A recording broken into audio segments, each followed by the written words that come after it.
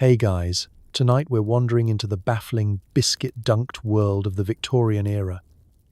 A time when people wore too many hats, died of the sniffles, and, crucially, ate things for health that would make your modern nutritionist break out in hives. Yes, tonight's episode is all about food that Victorians genuinely believed could heal you, cure you, or at least keep you out of the grave until you'd finished your third helping of boiled mutton. Spoiler: most of these foods were about as medicinal as a scented candle at a sewage treatment plant. So before you get comfortable, take a moment to like the video and subscribe, but only if you actually enjoy what I do here. Comment below with the weirdest food remedy your family ever made you try.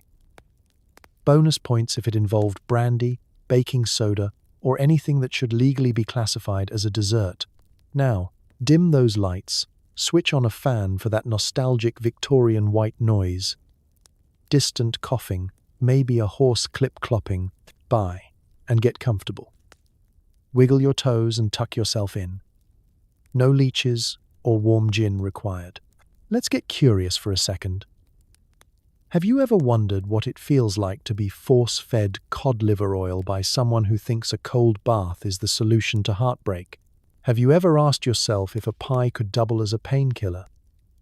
Could you survive a day being treated for mild anxiety with 3 pints of beef tea and a mustard plaster sandwich?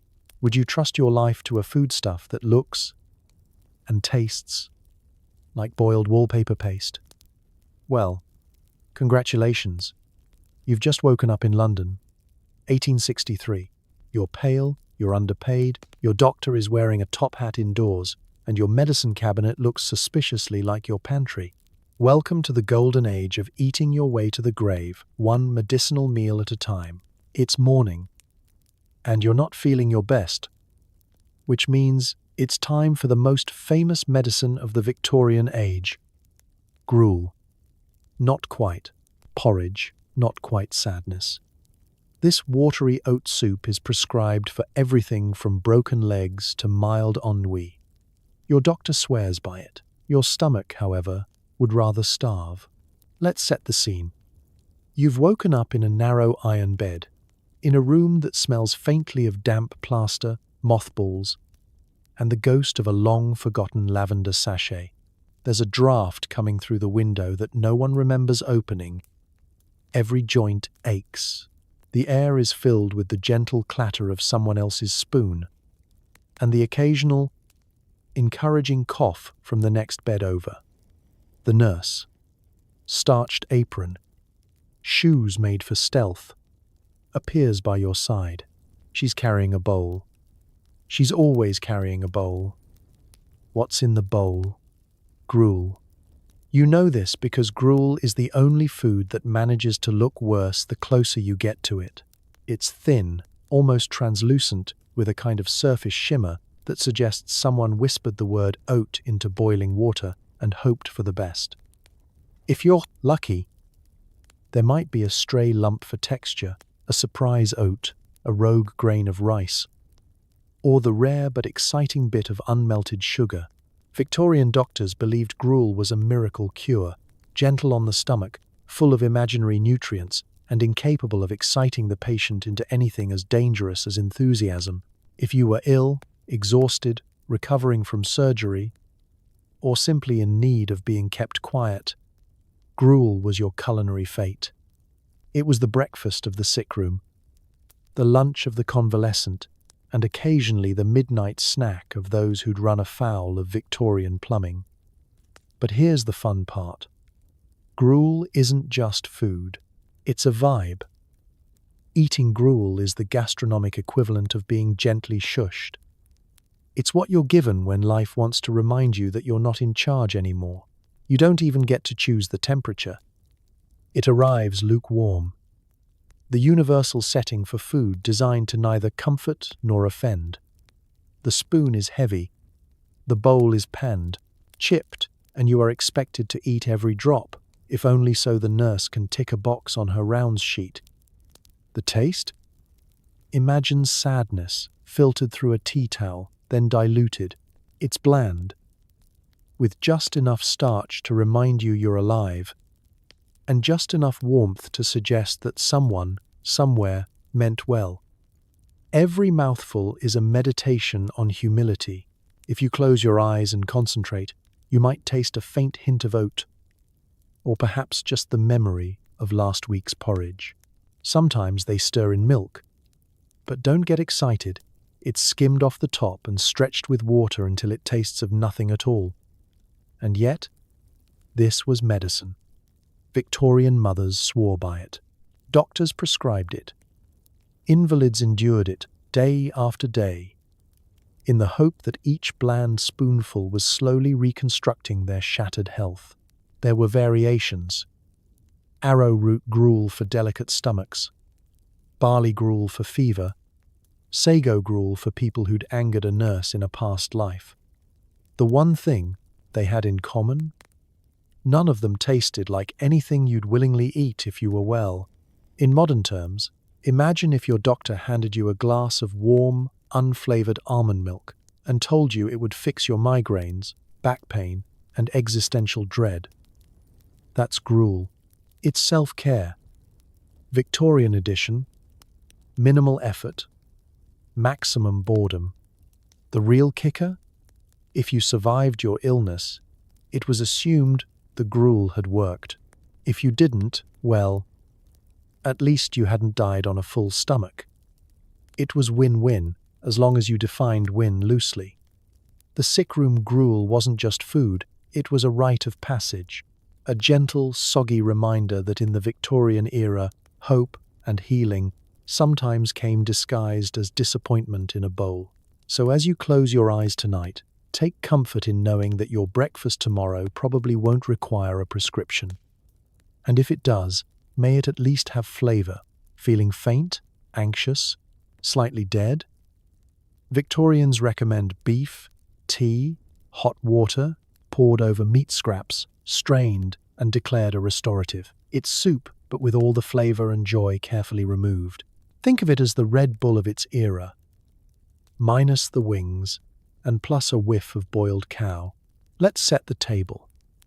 It's mid-morning. You're in a gloomy bedroom that's part sickroom, part museum for mismatched wallpaper. You've spent the night tossing and turning, serenaded by the hacking cough of your roommate and the comforting drip, drip, drip of rain leaking through the ceiling. Sunlight finally pries its way through the grime on the glass, and the housemaid appears at your bedside, cradling a delicate teacup filled with, well, technically, it's tea. But before you get excited, let's manage some expectations. This isn't the sort of beefy beverage you'd get at a fancy gastropub or in one of those bougie bone broth cafes on Instagram. No, this is beef tea in the Victorian sense, water that once met a cow. Its main ingredients are hot water, scraps of beef that weren't good enough for actual stew, and a level of optimism that borders on reckless. In the Victorian mind, beef tea was not just food. It was the answer to everything. Got a fever? Beef tea? Broke your leg? Beef tea. Grieving the loss of your fifth cousin twice removed? Beef tea. Extra strong. If you were feeling nervous, which covered everything from actual anxiety to the general sense of existential dread that comes with living in the 19th century, the solution was a restorative cup of this meaty infusion. It was so highly regarded that it often turned up on the menu at hospitals, orphanages, and even the finest convalescent homes, served with a seriousness that suggested you were about to experience a minor miracle. But what did beef tea actually taste like? Imagine rainwater strained through a sandwich. There's the faintest memory of meat, as if a roast beef had strolled past the pot, waved hello, and kept walking. There's no salt, no vegetables, and absolutely nothing as exciting as a bay leaf. It's clear, watery, and somehow manages to be both oily and thin at the same time. You take a sip and feel well, not so much energized as slightly confused. Are you nourished? Are you being pranked? Only time, and several more teacups, will tell. It gets better. According to Victorian doctors, beef tea didn't just restore the body, it soothed the soul. It was served to the weak, the weary, and anyone the doctor declared delicate. If you were especially sick, you might be allowed an egg beaten in for protein or a splash of sherry for the nerves, which, if we're honest, was probably the most restorative part. People wrote earnest letters to the Times debating whether beef tea should be prepared by boiling or simmering, and whether it was permissible to add pepper, or if that was risking certain death by overstimulation. Still, beef tea wasn't all bad. It was gentle on the stomach and easy to swallow, which made it perfect for the recently operated, the chronically ill, and anyone whose appetite had fled at the sight of Victorian cooking. It also had the distinct advantage of being difficult to choke on, unless you were particularly startled by the odd bit of floating fat. And let's talk portion size. The serving was always tiny, just a dainty teacup, never a mug. Too much beef tea was apparently a moral hazard, possibly leading to wild outbursts of energy, or, worse, mild optimism. In the end, beef tea was less about healing and more about reassurance.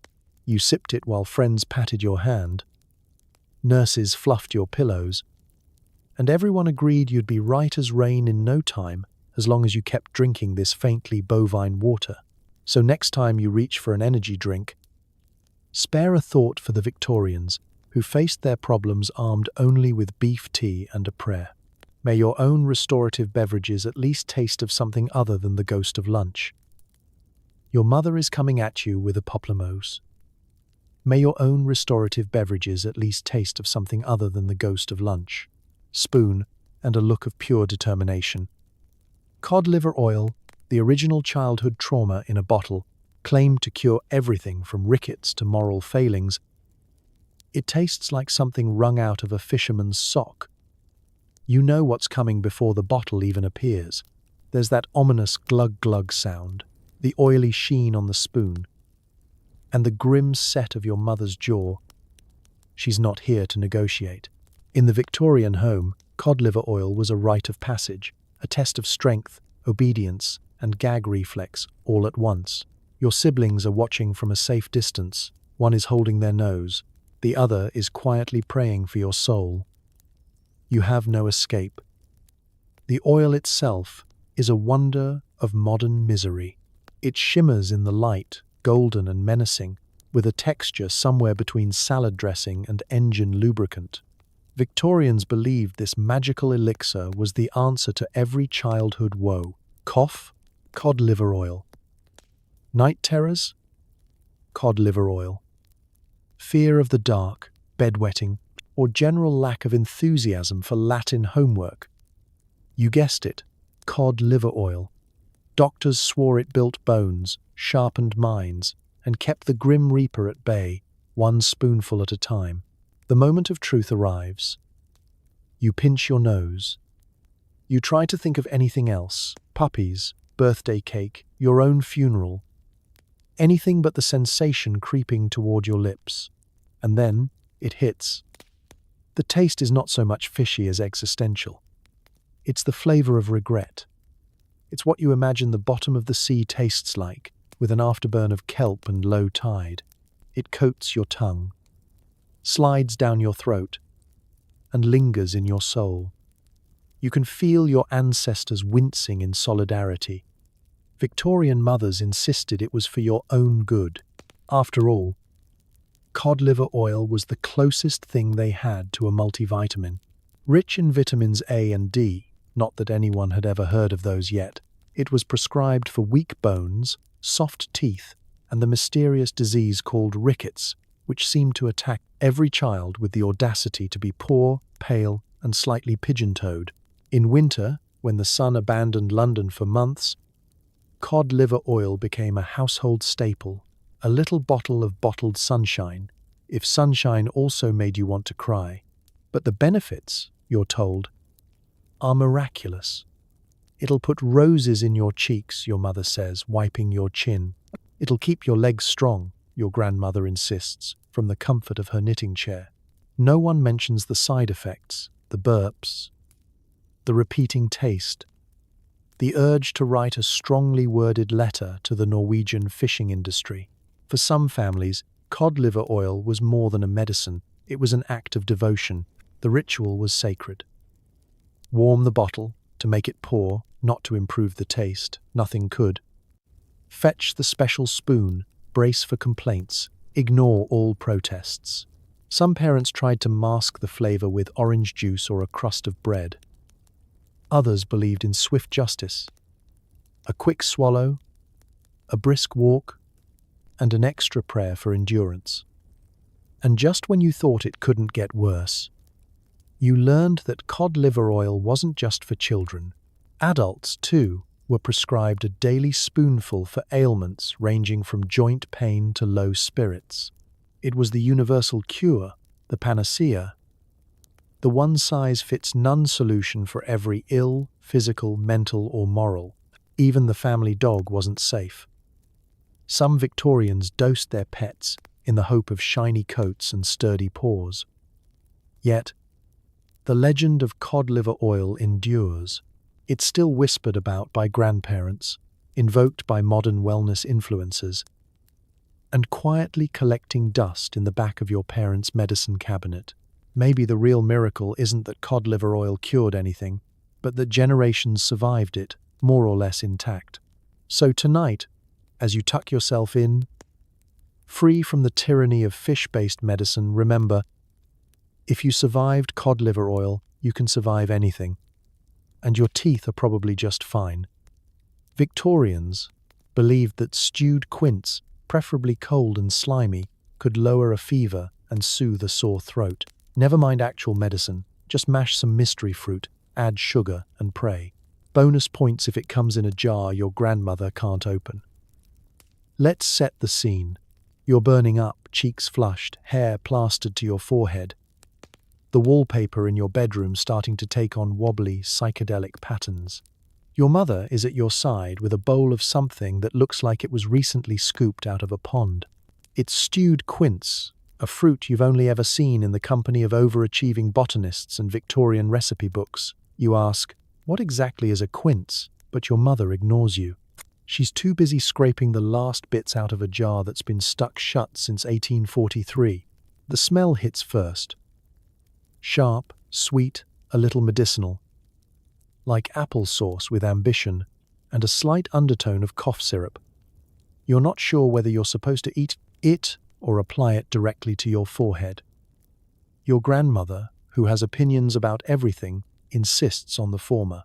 When I was a girl, we took quince for everything, she says, ladling a quivering spoonful into your mouth. Fever, sore throats, heartbreak, and that time your uncle saw a ghost. Victorian medical logic was clear.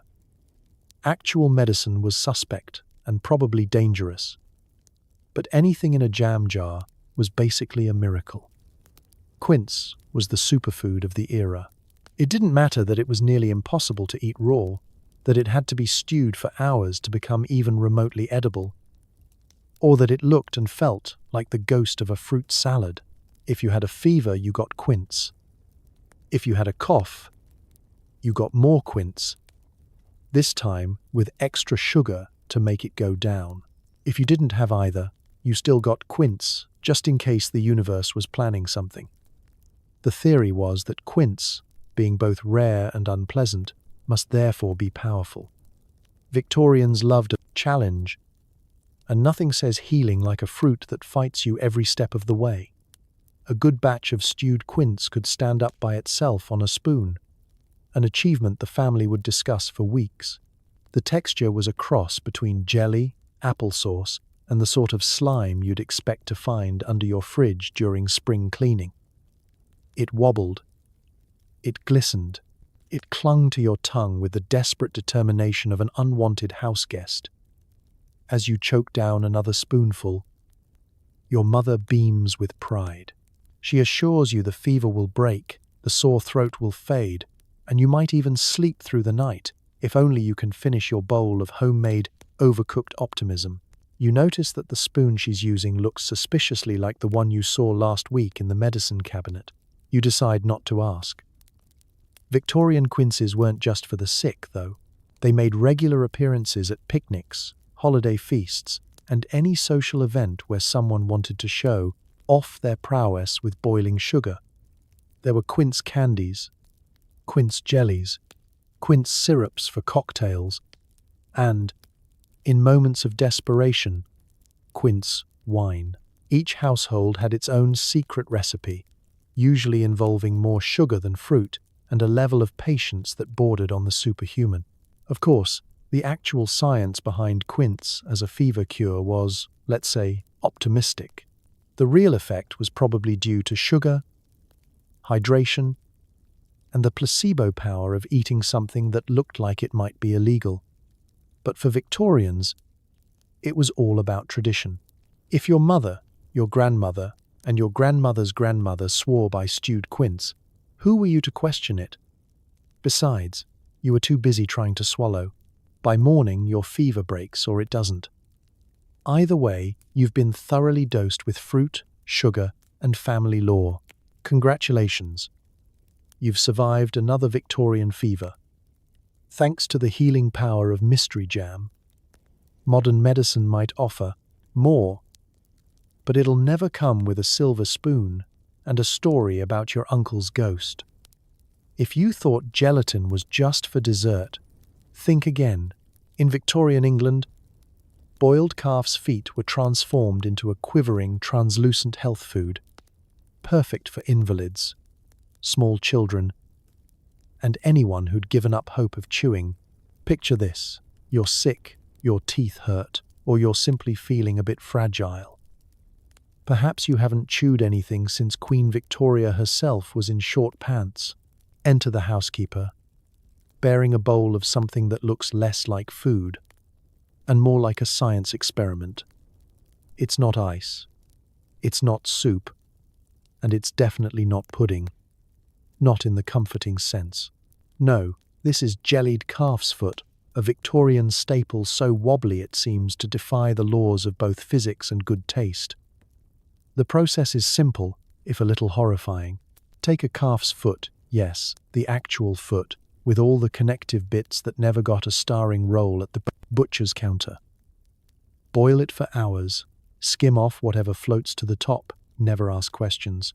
Strain out the bones and tendons, add a bit of lemon peel or sugar if you're feeling extravagant. Then pour it into a mold, wait for it to cool and set, and voila! You have a bowl of translucent wobble, trembling with every footstep and quivering in the breeze. It's the sort of food that looks like it might get up and leave if you stare at it too long. Victorian doctors adored it. They praised its restorative powers, insisting that jellied calf's foot was just the thing for patients who couldn't handle solid fare or, frankly, any excitement at all.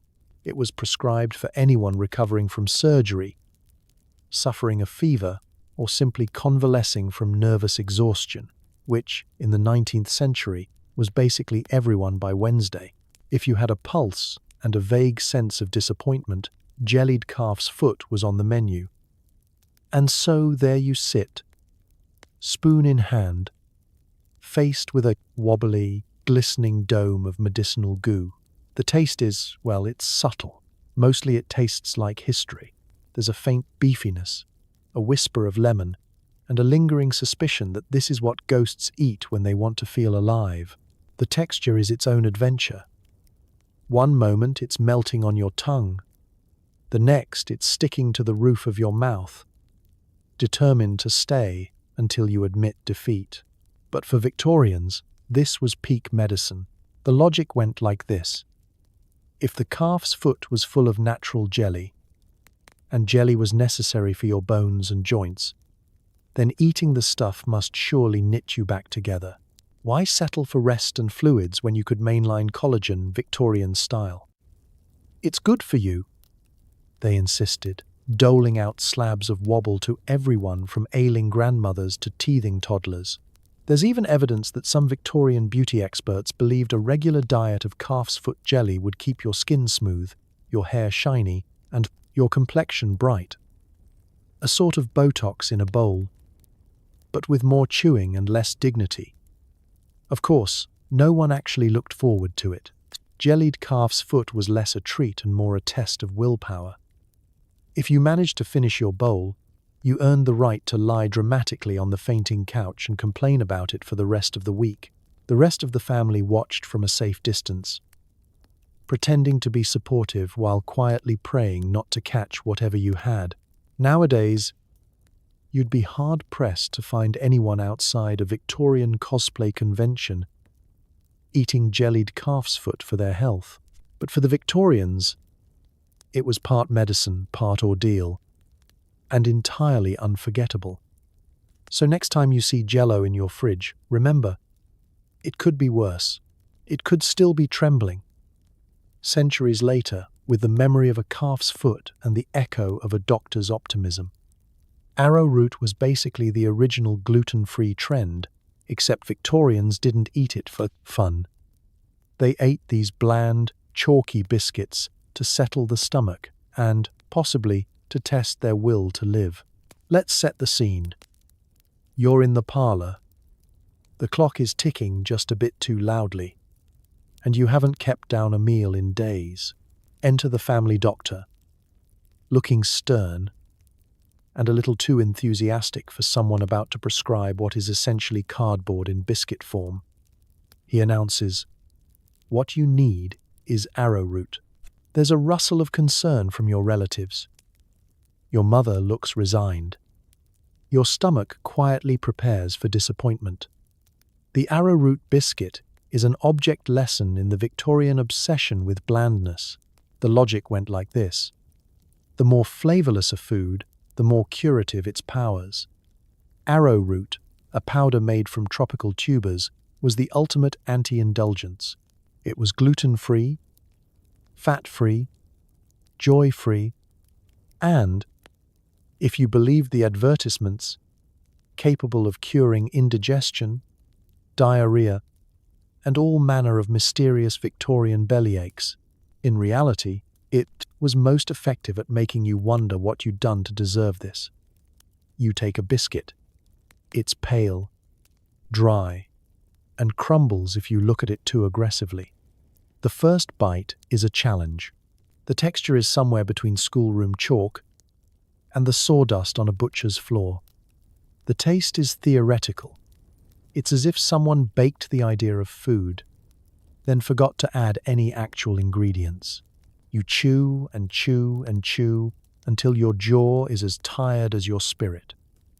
Victorian mothers swore by these biscuits. They fed them to children with weak constitutions, to invalids recovering from mysterious fevers, and to grown men brought low by nothing more than a spicy meat pie. Arrowroot biscuits were the go-to remedy for anyone who couldn't keep down normal food, or, let's be honest, anyone whose doctor was secretly trying to discourage snacking between meals. If you managed to eat two, you were either on the mend or ready for sainthood.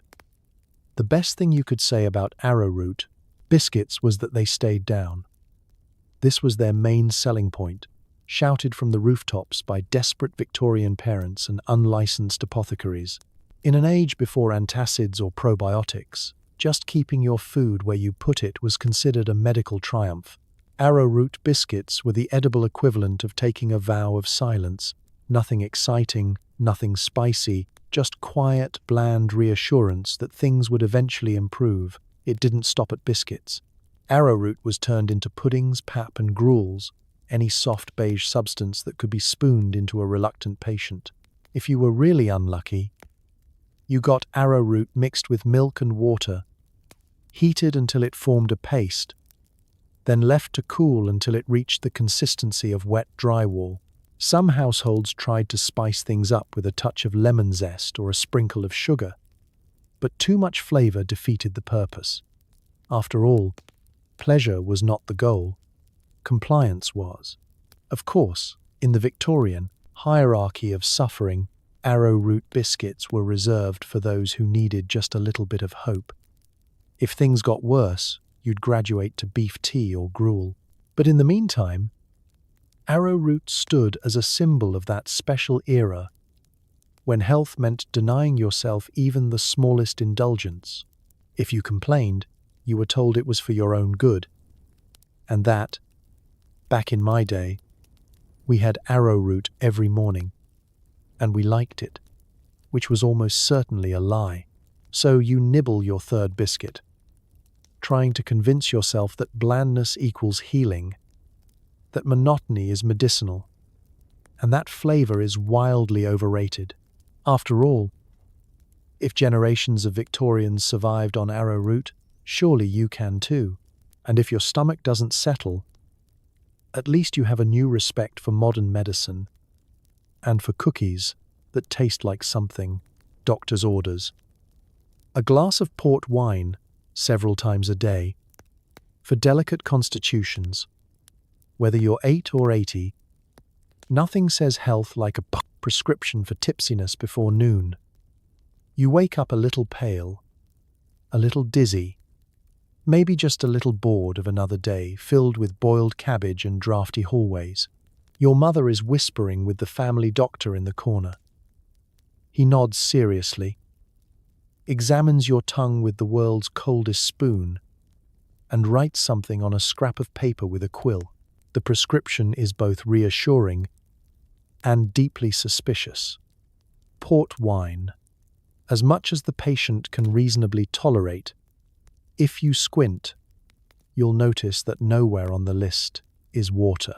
Victorians loved their port, not just as an after-dinner drink for portly uncles and secret society meetings, but as a full-blown, day-long medical regimen.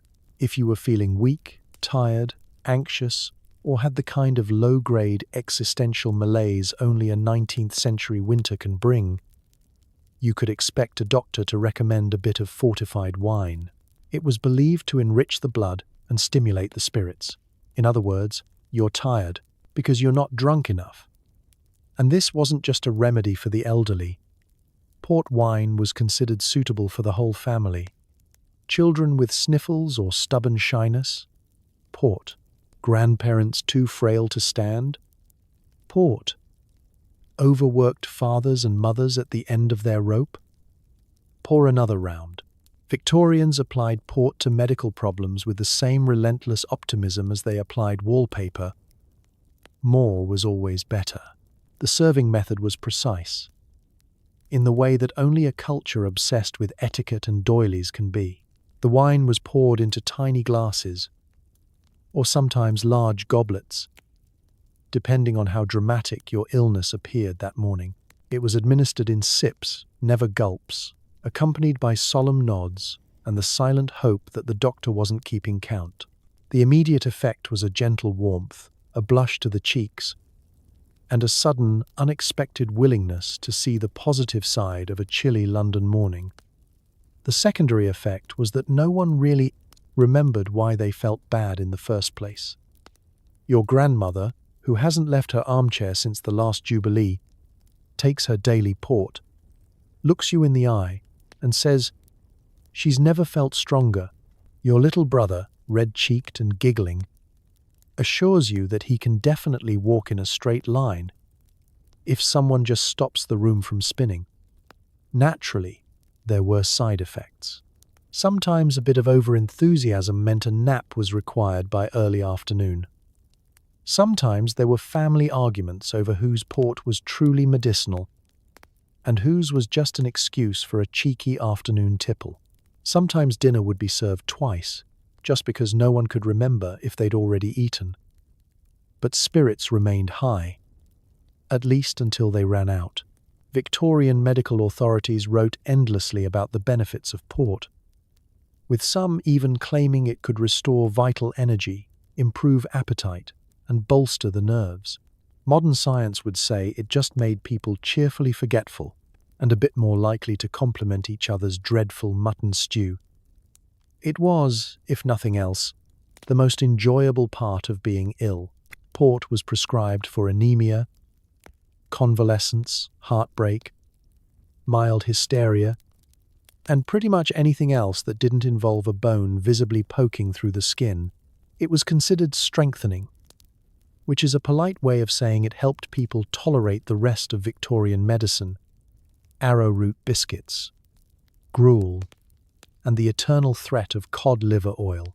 So next time you sip a glass of wine, raise it to the Victorians, who believed that a little tipsiness before lunch was just what the doctor ordered. And if your constitution still feels delicate, maybe try another. It's practically medicine. Sore throat? Lack of energy? Try a raw egg mixed with sugar, milk, and a splash of brandy. Because nothing says health like salmonella, Victorian style. It's a chilly Victorian morning. The fire's barely lit. Your throat feels like it's been sandpapered, and you've just announced you're not up to facing a breakfast of cold, day-old mutton. Instead of rest, you're about to receive the full force of Victorian nutritional science. A concoction whipped up in the kitchen with the reckless abandon of someone who's never heard the words food safety. Enter the raw egg flip, a breakfast, a cure, and an accidental dare all at once. Let's talk about preparation. Your mother, or the family cook if you're lucky, cracks a freshish egg straight into a mug. No separating yolk from white, no whisking until smooth, just the glorious, gelatinous reality of an egg plopped whole and trembling into the cup. Next comes a heap of sugar to make it palatable, followed by a generous glug of milk and, crucially, a hearty splash of brandy. Not a drop, not a dash, enough to ensure you'll feel the healing power of Victorian optimism all the way down to your slippers. With a quick stir, the mixture becomes a milky yellow swirl, flecked with suspicious bits of egg white and smelling faintly of breakfast, dessert, and disaster. Bottoms up, your caregiver says, looking at you with the slightly deranged encouragement of someone who genuinely believes this is going to help. You eye the glass, wondering whether the cure is worse than the complaint. But this is medicine, Victorian style. Resistance is futile.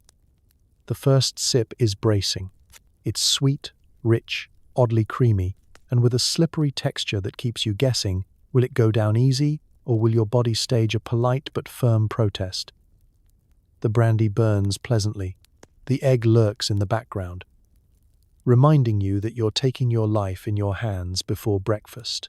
By the second gulp, you're less concerned about your sore throat and more distracted by the sensation of protein trying to form new life inside you. Why did Victorians do this to themselves? The answer, as usual, comes down to a blend of tradition, optimism, and a lack of modern refrigeration. Eggs were nourishing, sugar was restorative, brandy was invigorating, and not, as modern science would say, inebriating. The milk was there to tie it all together, presumably, and to provide the illusion that this was more a gentle breakfast treat than a foodborne hazard. The egg flip was considered the go-to for people who were under the weather, convalescing, or just a little listless. Children got smaller, slightly less boozy versions. Adults sometimes doubled up, especially during the holidays or if the morning's paper carried bad news. Doctors recommended it for sore throats, coughs, general weakness, and even low spirits, which, in Victorian terms, was everything from actual depression to simply being bored of rain. There were, of course, variations. The fancier families added nutmeg, cinnamon, or a few drops of vanilla, as if flavor could disguise the raw egg's inherent threat. Some recipes swapped milk for cream, sugar for honey, or brandy for rum, depending on the patient's age, moral fortitude, and proximity to the liquor cabinet. But the core experience remained: raw egg, a dash of hope, and a lot of luck. Did it work? Sometimes you either rallied to health or, at the very least, forgot you were sick for a while. Sometimes you just took a nap, waking up later with your fever broken, your sore throat soothed, and a renewed respect for modern pasteurization. Sometimes the raw egg flip simply reminded you that, when it came to Victorian medicine, it was always better to be brave than well.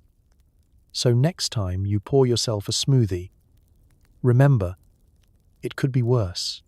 Your ancestors were drinking breakfast cocktails with a side of salmonella and calling it a cure. And somehow, some of them lived to tell the tale. Sago, the little balls that turn up in old-fashioned puddings and modern trauma. Victorians swore by it for bladder complaints. You may call it dessert. Your kidneys call it help. It's evening. The lamp's glow is flickering against the floral wallpaper, and you've spent the day in bed, wrestling with what the doctor calls a sluggish bladder. Before you can protest, the nurse enters, beaming and bearing a dish that wobbles ominously. Sago pudding. You eye it suspiciously, remembering last week's tapioca incident. Is it sweet? Is it savory? Is it food? Or is it penance? The answer, as with most Victorian delicacies, is yes. The Victorians loved to turn their medical anxieties into dinner. Sago pudding was Exhibit A, a culinary experiment that promised relief for your urinary tract while doubling as dessert. If you asked a Victorian matron, she'd tell you that sago cools the system and draws out the excess humours, whatever that means. If you asked the family cook, she'd say it was easy to make and difficult to ruin, which is about as high a compliment as any Victorian pudding ever received. Preparation began with sago pearls, tiny white balls that looked suspiciously like the beads in your grandmother's sewing box. They were soaked, simmered, and swirled into a pot of sweetened milk until they reached the consistency of congealed wallpaper paste.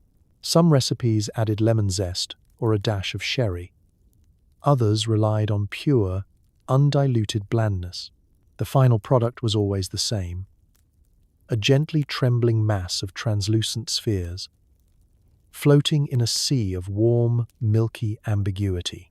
Victorians insisted sago was gentle on the stomach and, crucially, gentle on whatever else needed gentling. The theory was that if it slid down easy, it would slide through the rest of you even easier. Children, the elderly, and anyone suffering delicate conditions could expect a steady diet of sago pudding until the problem resolved, or they simply stopped complaining. If you were particularly unlucky, you'd get sago for breakfast, lunch, and dinner, each time with a slightly different garnish to keep things exciting. Taste-wise, sago pudding was an exercise in restraint. The flavor was so subtle, you needed a vivid imagination just to detect it.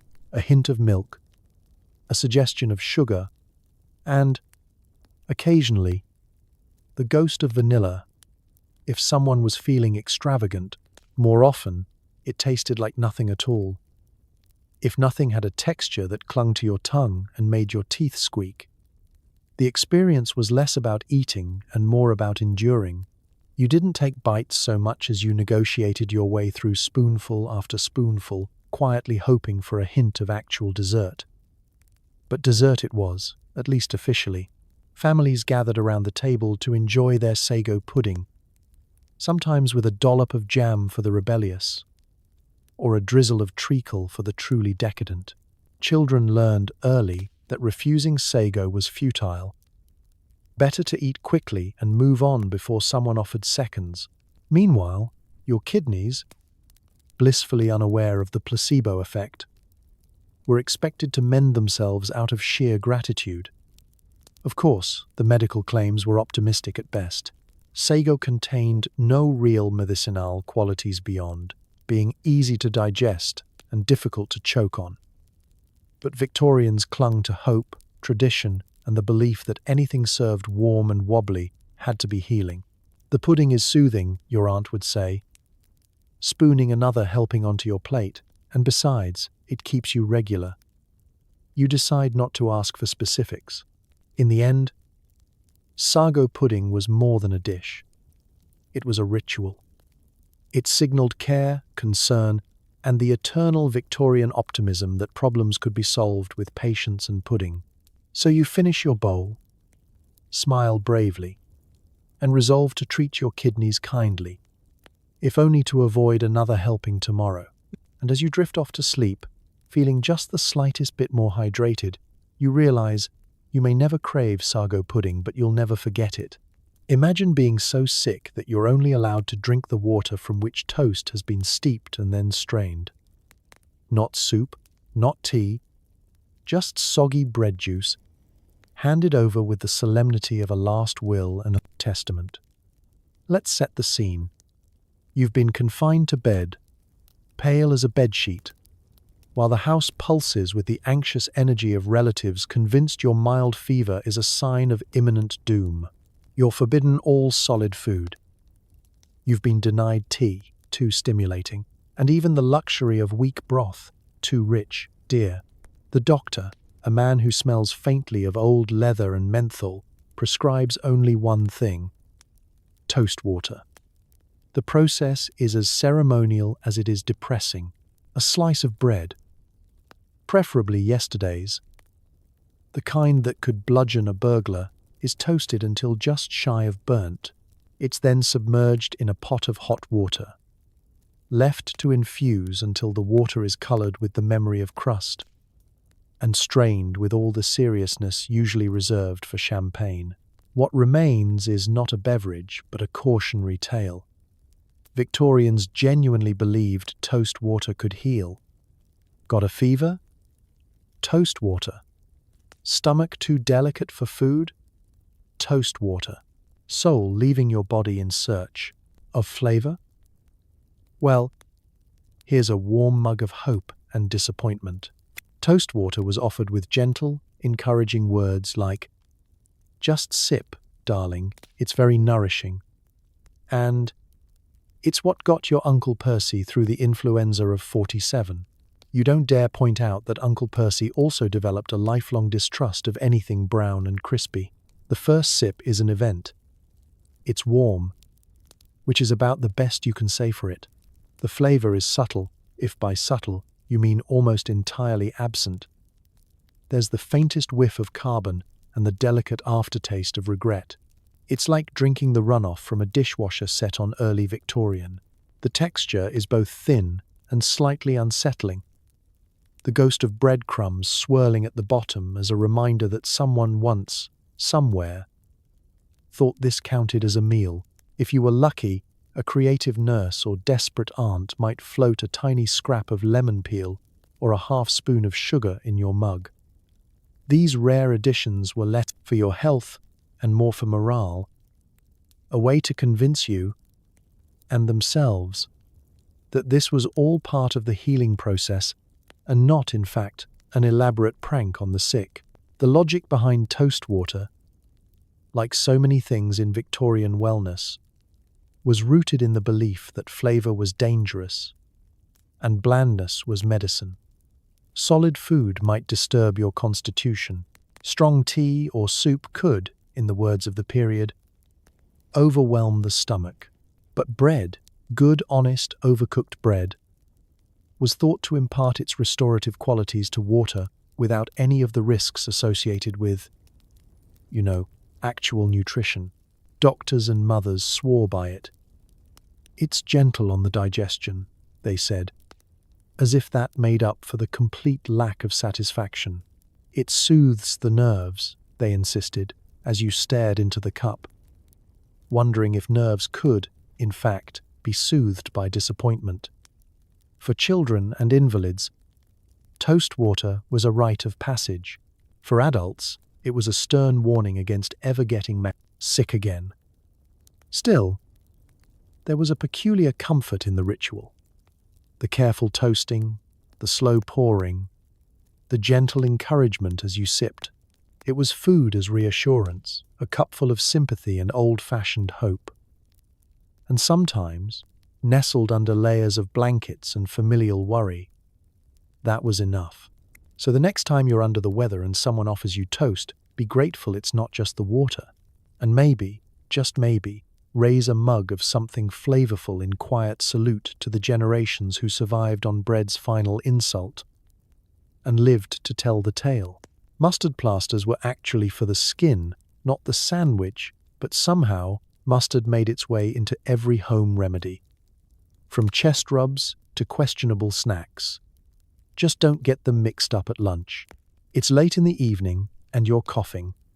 A dry Victorian cough. The kind that would worry a doctor with an overactive imagination and a penchant for leeches. Your mother, or possibly your grandmother, has already consulted the big book of home remedies and found her favorite cure: mustard. Not on a ham sandwich, but smeared heroically across your chest in the form of a mustard plaster. If you're unlucky, she might recommend both. Let's start with the classic, the mustard plaster. It's a mixture of mustard powder and flour, blended with warm water and slathered onto a cloth. That cloth, steaming and suspiciously yellow, is then placed directly on your bare chest. The sensation is immediate and dramatic. Within seconds, it feels as if you're being gently barbecued. It's drawing out the sickness, someone insists, as your skin starts to prickle, tingle, and protest. The truth? Mustard plasters were Victorian icy hot, except instead of a gentle, numbing chill, you got the feeling that your sternum was being prepared for a brisket competition. Victorians believed the heat from the mustard would stimulate the circulation, opening up the lungs and driving out whatever malevolent forces were, clogging up your respiratory tract. Doctors assured families this was scientific, though it's hard to trust a man who wears that much tweed. If the patient started to turn lobster red, the treatment was working. If the skin blistered, you were told to toughen up, because nobody wanted to be remembered as the only person on the street who couldn't handle a condiment. Of course, there were rules. Mustard plasters could not be left on too long, unless you enjoyed the look and feel of a human crumpet. The exact timing was a closely guarded secret, like the recipe for Victorian fruitcake, only passed down through generations and never, ever written down. If you started to scream, it was time to take the plaster off. If you fell asleep, someone was supposed to check you for signs of life, or at least the faint smell of Dijon. Meanwhile, as you lay there, bravely enduring the tingle, someone in the kitchen was probably making a mustard sandwich.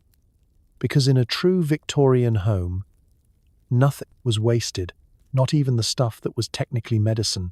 Mustard sandwiches were the quick fix for anything from an upset stomach to the kind of existential gloom you get from living in a world where food safety regulations haven't been invented. A slice of bread, a generous smear of mustard, maybe a curl of cheese if you were lucky, and down it went, delivering the kind of flavor punch that could jolt you back to consciousness, or just remind you that life is full of unpleasant surprises. If you're keeping track, that's mustard on your chest and mustard in your lunch, sometimes in the same afternoon. Mistakes were made. It was not unheard of for a distracted relative to hand you a sandwich that tasted suspiciously of liniment, or for a patient, high on boredom and Victorian optimism, to take a bite out of the wrong side of the remedy. But for all its risks, mustard remained a cornerstone of Victorian healing. Whether it actually cured anything is up for debate, but it certainly created enough distraction to make you forget your original complaint. By the time the burning subsided, you were so relieved you could breathe. You barely noticed the lingering aroma of horseradish wafting through your room. So next time you pass the mustard, remember, it's not just a condiment. It's history's original hot take. Sometimes literally. And if anyone offers you a sandwich in the sick room, double-check which side of the cloth it came from. The Victorian answer to both insomnia and the Monday blues. Milk punch. Equal parts milk, brandy, and sugar. Drink before bed, after dinner, or when your in-laws are visiting for a week. Let's set the scene.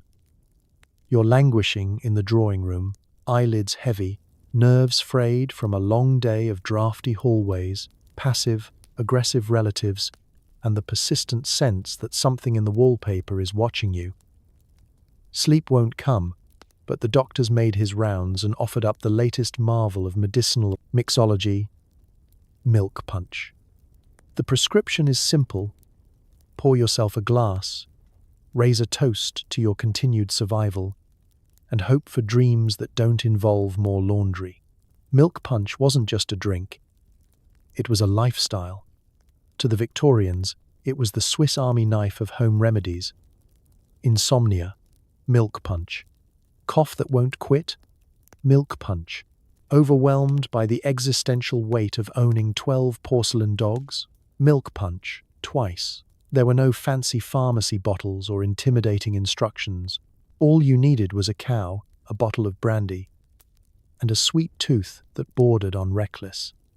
The preparation was as straightforward as Victorian self-medication ever got. Take fresh milk, the kind that may or may not have been boiled today. Add a hearty splash of brandy, a generous pour, since this is for medicinal purposes, not enjoyment, obviously. Heap in a spoonful of sugar, or two if you'd had an especially harrowing day. Stir briskly. Some recipes called for a dash of nutmeg, a lemon, twist, or a few strips of orange peel for digestive support. But let's be honest, the real healing came from the brandy. You'd sip it slowly from a dainty glass, never a mug, because dignity must be preserved, even when you're quietly sedating yourself at 8:30 p.m. The first taste was a strange combination of school lunchroom nostalgia and the reckless adult thrill of pouring liquor into anything vaguely nutritious.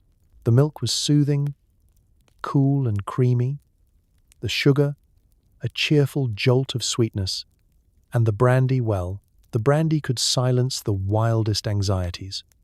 Or, at the very least, make your in-laws seem like background noise. Milk punch was dispensed liberally to anyone suffering from the Victorian catch-all nervous exhaustion. It was considered gentle enough for children. Just a little less brandy, allegedly, and robust enough for adults reeling from bad news, bad weather, or just bad company. After all, in a world before Netflix and prescription sleeping pills, what could be more comforting than a bedtime beverage with just enough kick to send you floating toward unconsciousness? For those with truly stubborn symptoms, chronic insomnia, heartbreak, existential ennui, a second glass was not discouraged. It settles the nerves, the doctor would say, handing you another round and a conspiratorial wink. If you woke up with a headache, you were told to simply try again, with perhaps a bit more milk for balance. Moderation was a modern concept. And besides, what harm could come from a little extra courage in a cup? Of course, not every recipe was a triumph. Some households got creative, introducing eggs, rum, or even a scoop of leftover ice cream for special occasions. A few brave souls tried clarifying their milk punch with lemon juice and straining it through muslin, resulting in a concoction that looked like something between a health tonic and a science experiment.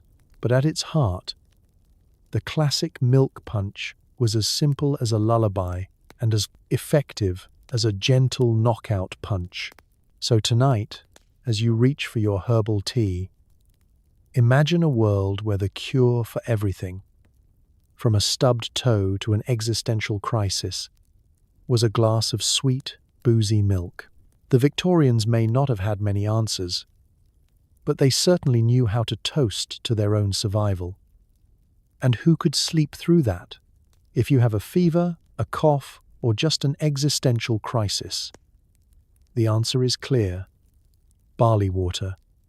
Hot, bland, and gently slimy. It's like drinking the memory of real flavor. It's another stuffy Victorian afternoon. You're languishing on the sofa, the world spinning gently, head throbbing with a fever that won't quit. The doctor has just left, after solemnly announcing that you are, in fact, alive, but only just. He prescribes the usual solution for every malady short of decapitation: barley water. Your mother rushes off to the kitchen, a look of grim purpose on her face. You can already hear the sound of ancient grains being boiled within an inch of their lives. Barley water isn't what it sounds like. You might expect a crisp, refreshing drink, maybe something you'd find at a wellness spa, or an overpriced juice bar. Instead, what arrives is a mug of pale, slightly viscous liquid, hovering somewhere between tea, soup, and a puddle you'd cross the street to avoid.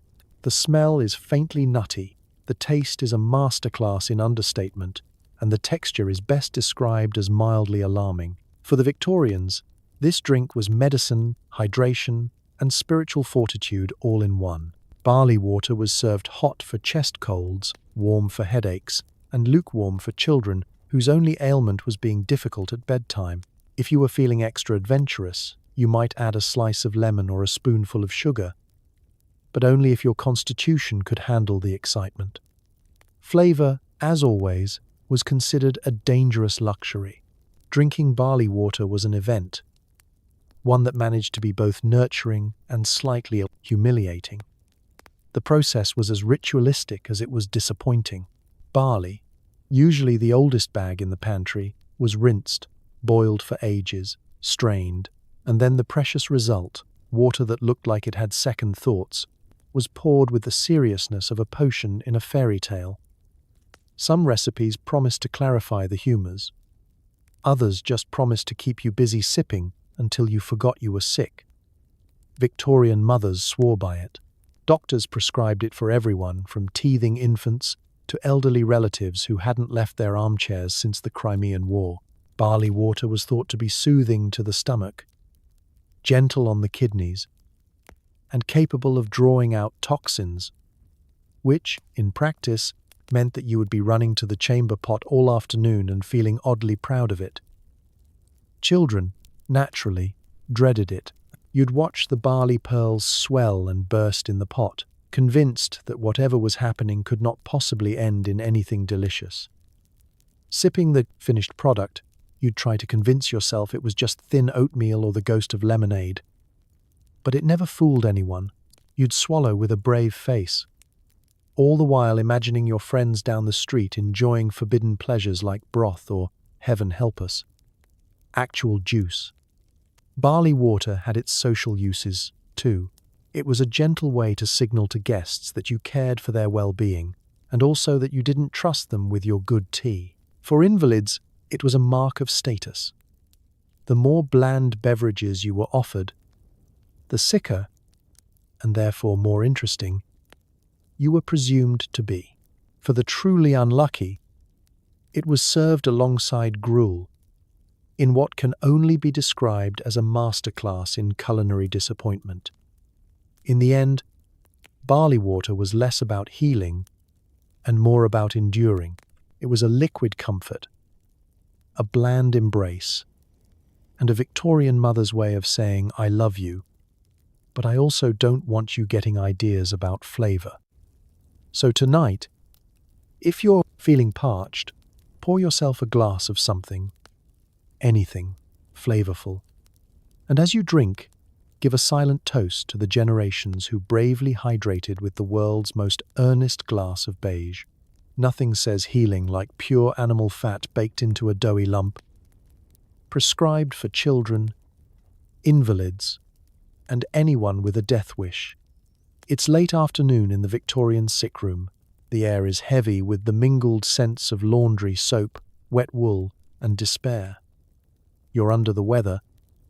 Perhaps you're convalescing from a bad cold, or you've simply admitted to being peaky.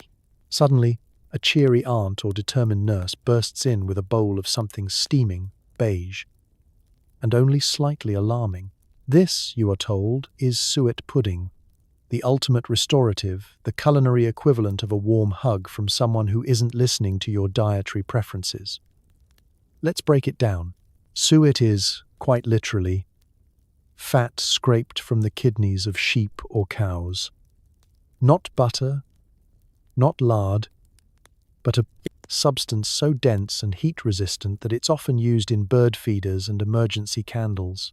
The Victorians, possessed of equal parts optimism and culinary recklessness, decided that this was just the thing for an ailing child or elderly invalid. Combine it with flour, sugar, maybe a handful of dried fruit if it's a special occasion, and bake or steam it into a mass so solid you could use it to patch a leaky roof. The first bite is an adventure. The pudding is warm and hefty, sticky with syrup or jam, and deeply, profoundly rich. The texture is a cross between bread and cake, but with an undeniable, almost haunting presence of it. You chew and realize that this is a dish designed not to excite, but to fortify. This is food as architecture, something that could withstand a mild flood or a brief siege if necessary. Victorians swore by it. Suet pudding was thought to build strength, promote vigor, and stick to the ribs, which is a polite way of saying it would weigh you down like a sandbag in a strong wind. If you were ill, you got suet pudding. If you were growing, you got double. It's good for the constitution, they'd say, which really just meant it was cheaper than meat and more filling than air. For children, suet pudding was both treat and threat. The sweet version was drowned in golden syrup or treacle, a cunning way to mask the fact that you were essentially eating desertified tallow. If you hesitated, adults would offer up stories of their own childhood, when they had to eat suet pudding 3 times a week, uphill both ways, and it never did them any harm except, possibly, for the lingering look of mild panic every time the pudding basin came out. Of course, there were savoury versions too. Think steak and kidney pudding, a meat pie where the crust alone could power a small village for the winter. But even the plainest suet pudding was served with the expectation that you'd finish it, smile politely, and keep quiet about the sudden heaviness in your chest. Medical science of the time was keen on calories, and nothing packed a punch quite like suet. If your cheeks were pale, your limbs thin, or you simply looked too energetic for someone with nervous exhaustion, a double helping of suet pudding would soon sort you out. And if you made it through a second serving, you were either on the mend or ready to be preserved for the next ice age. It's hard to imagine now, reaching for dessert in the hope it might revive you, only to realize you've accidentally eaten 3 weeks' worth of saturated fat in a single sitting. But to the Victorians, this was medicine, love, and mild punishment, all in one sticky, rib-sticking package. So tonight, as you contemplate your own dessert choices, be grateful for moderation.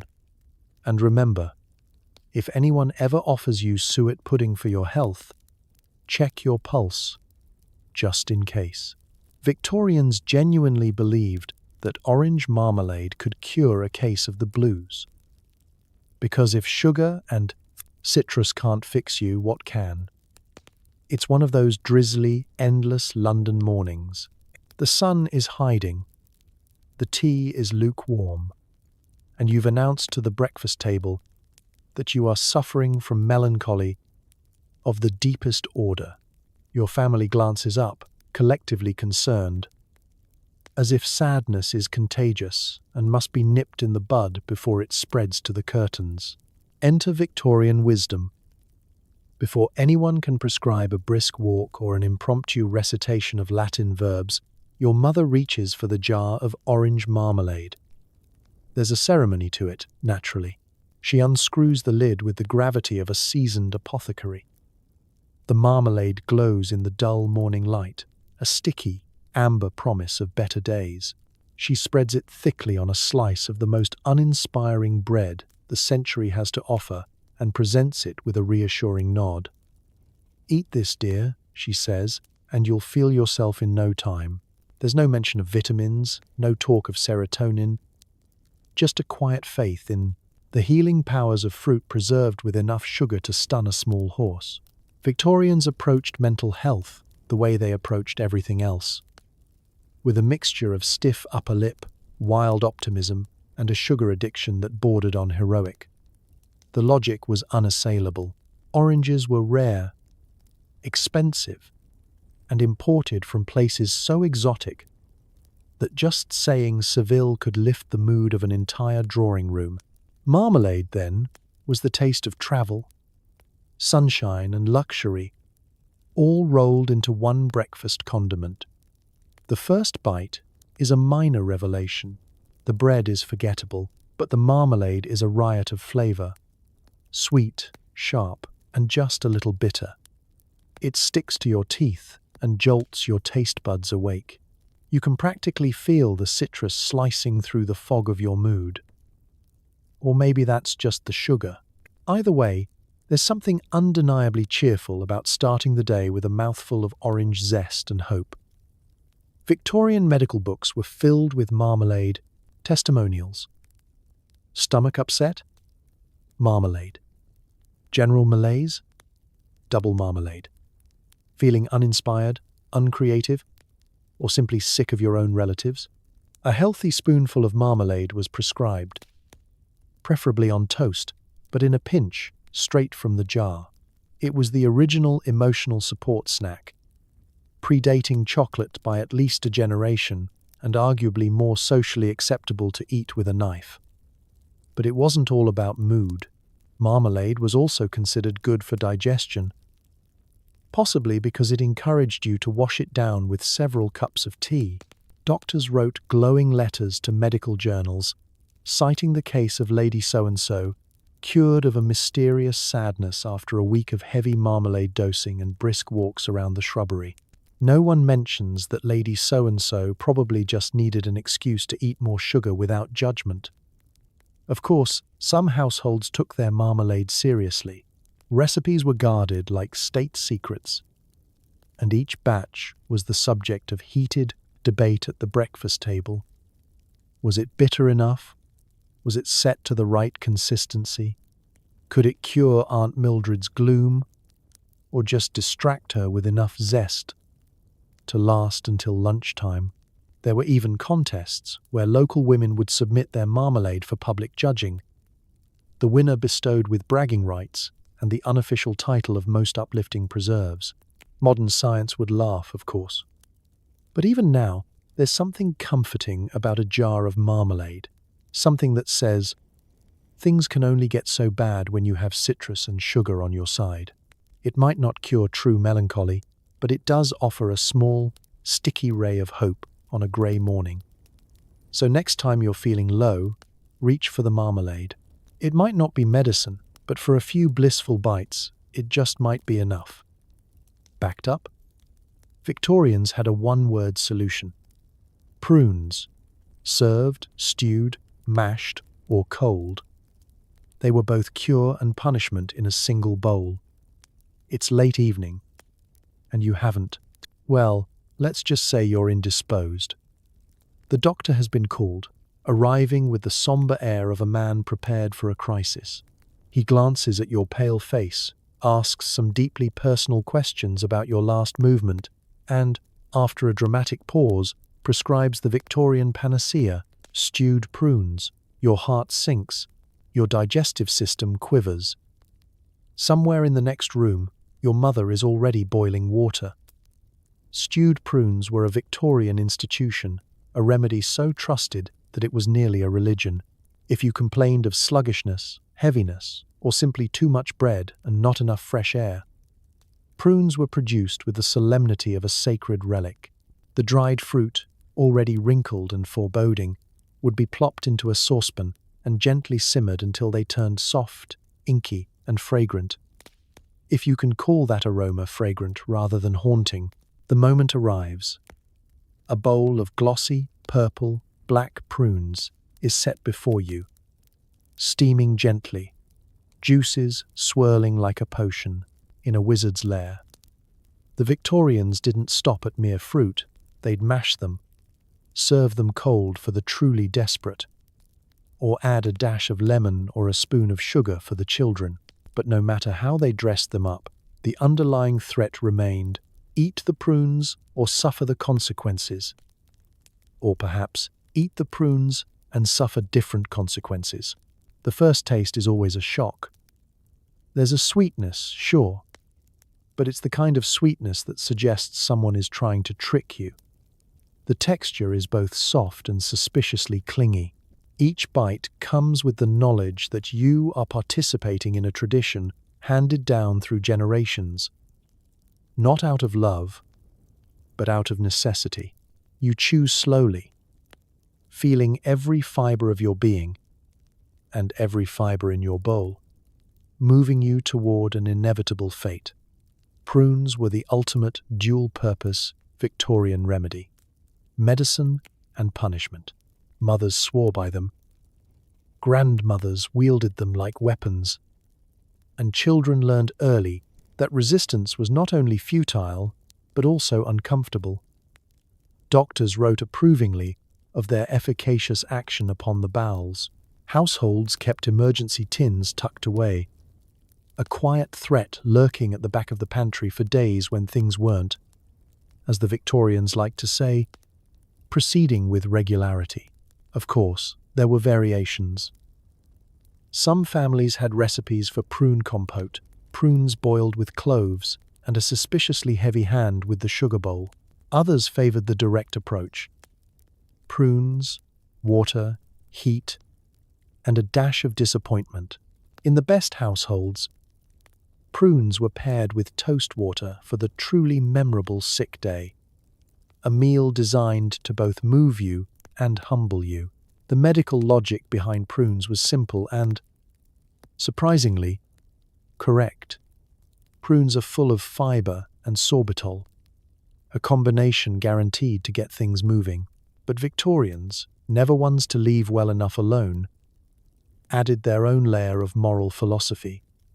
Regularity was next to godliness. And a stubborn digestive system was surely a sign that you'd eaten too many sweets, read too many penny dreadfuls, or simply thought improper thoughts. In the end, you finished your bowl, sighed with resignation, and waited for the inevitable. The household, meanwhile, watched with a mixture of sympathy and grim anticipation, because in every Victorian family, the power of the stewed prune was respected, if not exactly loved.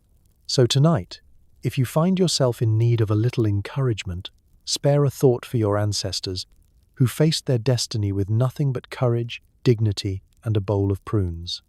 And maybe, just this once, be grateful for modern medicine and modern plumbing.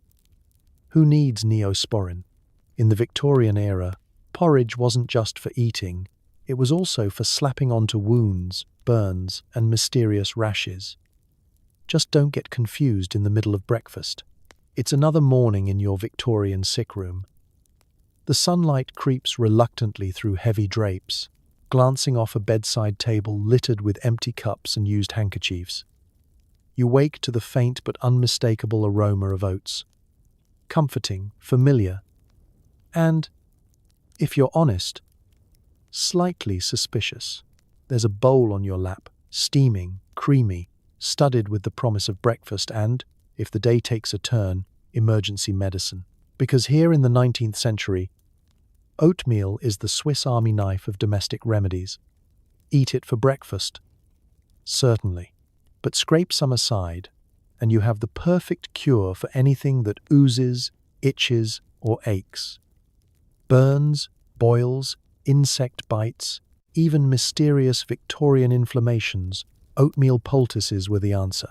Just a handful of warm, soggy oats, pressed lovingly, or resignedly, onto the afflicted area, held in place with linen strips and prayers. The logic behind this was charmingly simple. Oatmeal was soothing, drawing, and blessedly bland. If it comforted the stomach, why not try it on the rest of the body? And so, Victorian households kept oats in bulk, not only for porridge but for quick deployment as an all-purpose first aid. You'd barely finish your breakfast before someone in the family, child, parent, random cousin, needed a poultice slapped on their latest scrape or rash. Woe betide the person who couldn't tell the breakfast oats from the first aid oats. Application was a ritual. The oats were cooked, cooled just enough not to scald, ideally, and then dolloped generously onto the wound or burn. Sometimes honey was added, for antiseptic purposes, or a bit of vinegar for drawing out the poison, though in practice, it just added an extra note of confusion. Linen was wrapped around the patient in a way that made you look and feel like the world's saddest burrito. And then you waited. There was no quick fix, just hours of sitting quietly, trying not to think about whether you'd soon be sharing breakfast with your scab. Victorian children grew up with the phrase, "Let the poultice do its work," which was code for "don't pick at it and please, for the love of all that is holy, do not eat it." The experience was, at best, slightly pleasant. A gentle warmth, a faint oaty aroma, a mother's hand on your brow. At worst, it was sticky, itchy, and a source of deep family embarrassment if guests happened to call. More than one child endured the walk of shame down the hall, bandaged in oats and linen, while relatives tried to stifle laughter behind their teacups. And, of course, there was the confusion. The Victorians were resourceful, but they weren't always organized. In larger households, it wasn't unheard of for someone to mistakenly eat the poultice bowl, only to discover that breakfast tasted alarmingly of camphor and bandages. Likewise, the unlucky patient might get a portion of someone's actual porridge spooned onto their burn, prompting a hasty swap and a family story for years to come. Modern science, of course, has confirmed that oatmeal does have soothing, anti-inflammatory properties. But in Victorian times, its powers were legendary. Doctors recommended poultices for everything from joint pain to nervous eruptions. If it failed, well, at least you could eat the evidence. So, as you tuck yourself in tonight, remember, in the Victorian home, breakfast wasn't just the most important meal of the day, it was also your emergency first aid kit. And if you're feeling a bit rough, maybe keep a bowl of porridge close by. Just be sure you know which one to eat. Teething? Won't sleep? Victorians went straight to the bottle, brandy for babies. A treatment so effective it usually ended with a nap and a suspiciously quiet nursery. Let's set the scene. You're a parent in 1860s England, exhausted, sleep-deprived, and quietly praying for a miracle. Or at least 5 minutes of silence. The baby is screaming, gums swollen and cheeks flushed. The family doctor, having just prescribed a healthy dose of beef tea for your indigestion, now offers you a beef solution that would get you arrested today. A few drops of brandy, right on the gums, and if that fails, a teaspoon in the milk. He winks, and you wonder if he's joking. He isn't. Brandy for babies was less a last resort and more a default setting. Victorian childcare advice read like the world's most dangerous cocktail menu. Teething mixture? Start with brandy. Won't sleep? Brandy. A touch of colic? Perhaps a bit more brandy. You begin to suspect that the only real criteria for a good parent was whether you could keep the decanter full. If the nursery went suspiciously quiet, you just assumed the remedy was working. No one thought to check for the long-term side effects. This was the age when quiet was always preferable to alive and making noise. The logic, such as it was, rested on 2 pillars. 1, that alcohol was a natural sedative, and 2, that babies were, essentially, small adults who could be taken in hand with the same remedies that soothed frazzled grown-ups. Brandy had been used for centuries as medicine, for everything from shock to snake bites. So why not try it on your fussiest family member? It was considered warming, comforting, and stimulating to the digestion, Victorian code for guaranteed nap time. The application was simple and, in retrospect, truly alarming. A little spoonful in the milk, a dab on the gums, or, if the baby was really upset, a neat shot followed by a lullaby and a prayer. Mothers compared notes on dosage, confident that a baby's first word would probably be cheers. Grandmothers tutted approvingly, reminiscing about how they'd survived the Crimean winters with nothing but hardtack, boiled potatoes, and the occasional sip of spirits. Fathers, if they noticed at all, simply hoped the baby would finally let them finish the paper in peace. Results were immediate. The child would quiet, then sleep, sometimes for hours. The parents would breathe a sigh of relief and return to their never-ending chores. Of course, there was always the risk of overdoing it. Victorian medical journals occasionally included cautionary tales of over-relaxed infants or mysterious cases of chronic drowsiness. But these were dismissed as the cost of doing business in a world without pacifiers, ibuprofen, or Peppa Pig. Brandy wasn't reserved just for teething, either. It was a universal soother, trotted out for earaches, coughs, and even the occasional family celebration, because nothing says happy christening like a dash of spirits in the bottle. If you could drink it, you could use it, and if it tasted foul, all the better. Medicine was supposed to be unpleasant, after all. Modern readers will, of course, be aghast. But to the Victorians, this was compassionate care, a practical, immediate solution for a problem that could otherwise drive a parent to distraction. The alternative was to suffer through endless nights of wailing, clutching your own brandy glass with trembling hands, and praying for a time when science would invent something, anything, less intoxicating. So, tonight, as you drift off to sleep, spare a thought for those 19th century parents who survived on equal parts hope, love, and dubious childcare advice. And be grateful that your remedy for a sleepless night no longer comes with a hangover and a suspiciously quiet nursery. Chest cold? Sore throat? Time to break out the goose grease. Rubbed on liberally, it was believed to pull the sickness right out of you and into your bed linens forever. It's the dead of winter in Victorian England, and your household has descended into the annual chorus of hacking, wheezing, and sniffling. You're bundled in a bed, layered with more woolen blankets than scents. Your throat aches, your chest rattles, and your mother, armed with the confidence of 10 generations, has fetched the remedy that's never failed to make the situation at least more memorable: goose grease. The ritual is simple and, depending on your perspective, either soothing or slightly traumatic. Someone, usually your mother or grandmother, because men of the house are conveniently absent when the slathering starts, dips a hand into a jar of yellowish, faintly feathery fat. There's a certain barnyard whiff to it, a reminder that your medicine cabinet is just one step away from the barnyard. She warms the fat between her palms and, before you can protest, starts rubbing it vigorously onto your chest, throat, and, for good measure, your back. It's not a gentle massage, it's more like being buttered for roasting. Victorians believed that goose grease, when applied with enough conviction, could draw out all the chill, cough, and fever that plagued the afflicted. The heat from the friction, combined with the insulating layer of fat, was thought to force illness to the surface, where it could be absorbed into your nightshirt and bedclothes, never to be seen again.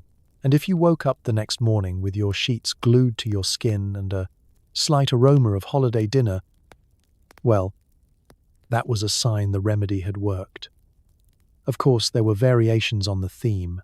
In some households, the goose grease was mixed with camphor, turpentine, or even mustard powder, depending on just how badly your family wanted you to clear your sinuses. Sometimes a bit of molasses or vinegar was added to improve the drawing effect, or maybe just to make you so sticky that no germ would dare linger. It was all very scientific, by Victorian standards, which is to say, it was based on optimism, superstition, and whatever happened to be in the pantry. The experience was, let's be honest, unforgettable. The grease was cold at first, then oddly comforting as it warmed to your skin. Soon, however, you were enveloped in a pungent cocoon, a walking, snuffling roast. You were swaddled tightly, tucked under layers of blankets and flannel, and told to sweat it out. Sometimes, for extra effect, they'd sprinkle pepper into your socks or wrap your neck in a scarf dipped in hot vinegar. If you weren't cured by morning, at least you'd be thoroughly marinated. Did it work? Well, you probably felt warmer. And in a world without central heating, antibiotics, or decongestants, sometimes feeling warm was victory enough. The actual science was shaky. Goose grease doesn't kill viruses, but it does make you rethink your life choices and perhaps distracts you from your cough, if only by introducing an entirely new set of discomforts. As you drifted off to sleep, skin glistening and sheets sticking, you wondered what modern children would make of this. Would they trade their vapor rub for a pot of animal fat and a brisk, slightly judgmental rub-down from grandma? Probably not. But for Victorians, it was the ultimate comfort. Practical, immediate, and with just enough weirdness to make a lasting family story.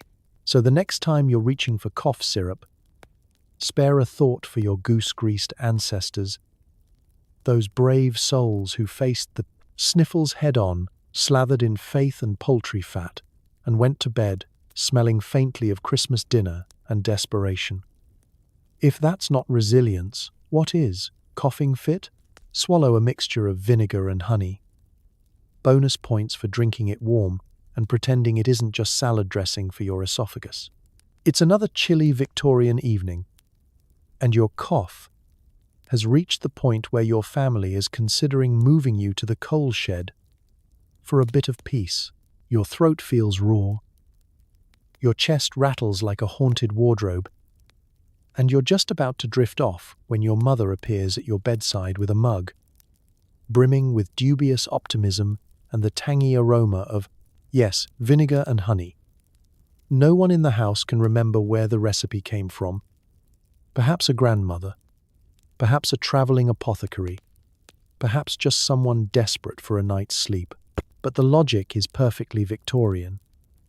Honey, because it's soothing and vaguely medicinal, and vinegar, because it's a disinfectant, and also because it's cheap. If your parents could have distilled hope itself and mixed it with pantry staples, they would have. Instead, you get salad dressing for the soul. The preparation is an act of faith and economy. A spoonful of honey, runny if you're lucky, suspiciously grainy if you're not, is dropped into a mug. Over this, a healthy splash of vinegar, apple cider if the household is feeling fancy, malt if it's a lean year, is poured. The whole mixture is then topped up with hot water and stirred with a spoon that's been through more medical crises than your family physician. Sometimes, for extra healing power, a slice of lemon or a dash of pepper is added, just to ensure the experience is as unforgettable as possible. The first sip is a full-body event. There's the immediate, searing tang of vinegar, followed by the sticky sweetness of honey, and a warmth that slides down your throat and settles somewhere between comfort and culinary confusion. The hope is that the honey will soothe and coat, while the vinegar will burn away whatever's lodged in your pipes. The reality is more complicated. You cough, you sputter, you briefly consider running away to join a circus where no one ever drinks hot vinegar. Victorians, however, were convinced of its power. Vinegar and honey was the poor man's penicillin, a catch-all cure for everything from the common cold to moral weakness. If you had a cough, you drank it. If you were unlucky enough to be poor, you drank even more. Doctors wrote approving letters to medical journals about the restorative effect of honeyed acetic solutions. Grandmothers recited tales of children, pale as ghosts, returned to rosy-cheeked health by this simple potion. But it wasn't just for coughs. The same mixture was recommended for sore throats, sluggish digestion, and even as a skin wash for troublesome eruptions. In the absence of modern pharmaceuticals, vinegar and honey was the versatile friend of the prostal van, and at a day of T5, hard-pressed and the hard up. For some, it was even a bedtime drink, a Victorian nightcap for those who couldn't afford brandy or didn't fancy falling asleep with their chests slathered in goose grease. Children were the least convinced. To a child, The mug of vinegar and honey was a symbol of both hope and betrayal. You knew it was supposed to help, but every instinct in your body screamed that this was punishment for sins you couldn't remember committing. Adults swore by it, but children learned early that swallow it down. Dear, it's for your own good was Victorian code for you won't like this, but we don't have any better ideas. And yet, sometimes it worked. Maybe it was the honey, maybe the vinegar, or maybe just the power of ritual and the comfort of being cared for. You'd drift off to sleep, throat slightly singed, but with the warmth of family around you and the reassurance that at least your medicine didn't involve leeches or another bowl of stewed prunes. So, next time you reach for cough syrup, give a nod to vinegar and honey, the original home remedy, lovingly served, stubbornly endured, and, for a fleeting moment, almost magic, made from orchid roots, salep was sold by street vendors as a cure-all for everything from sore throats to heartbreak.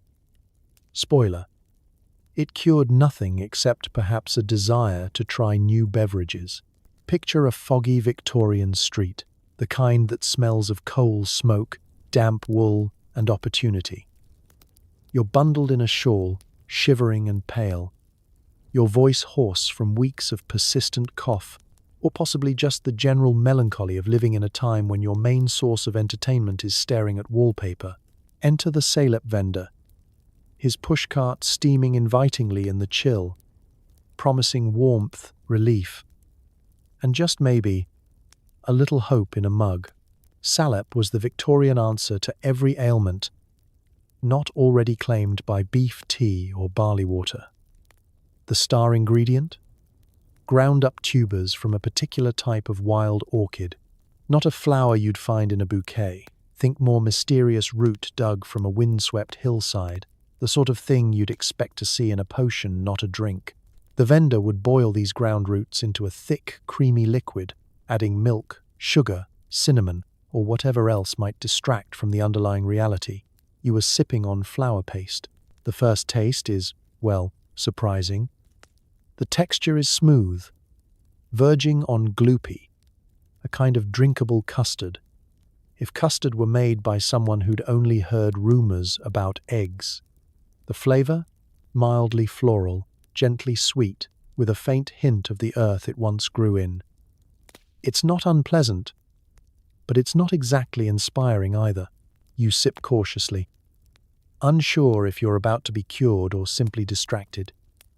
In the best-case scenario, it's warm, filling, and oddly comforting. In the worst-case scenario, you're out a penny and still coughing. Victorian medical logic was equal parts creativity and desperation.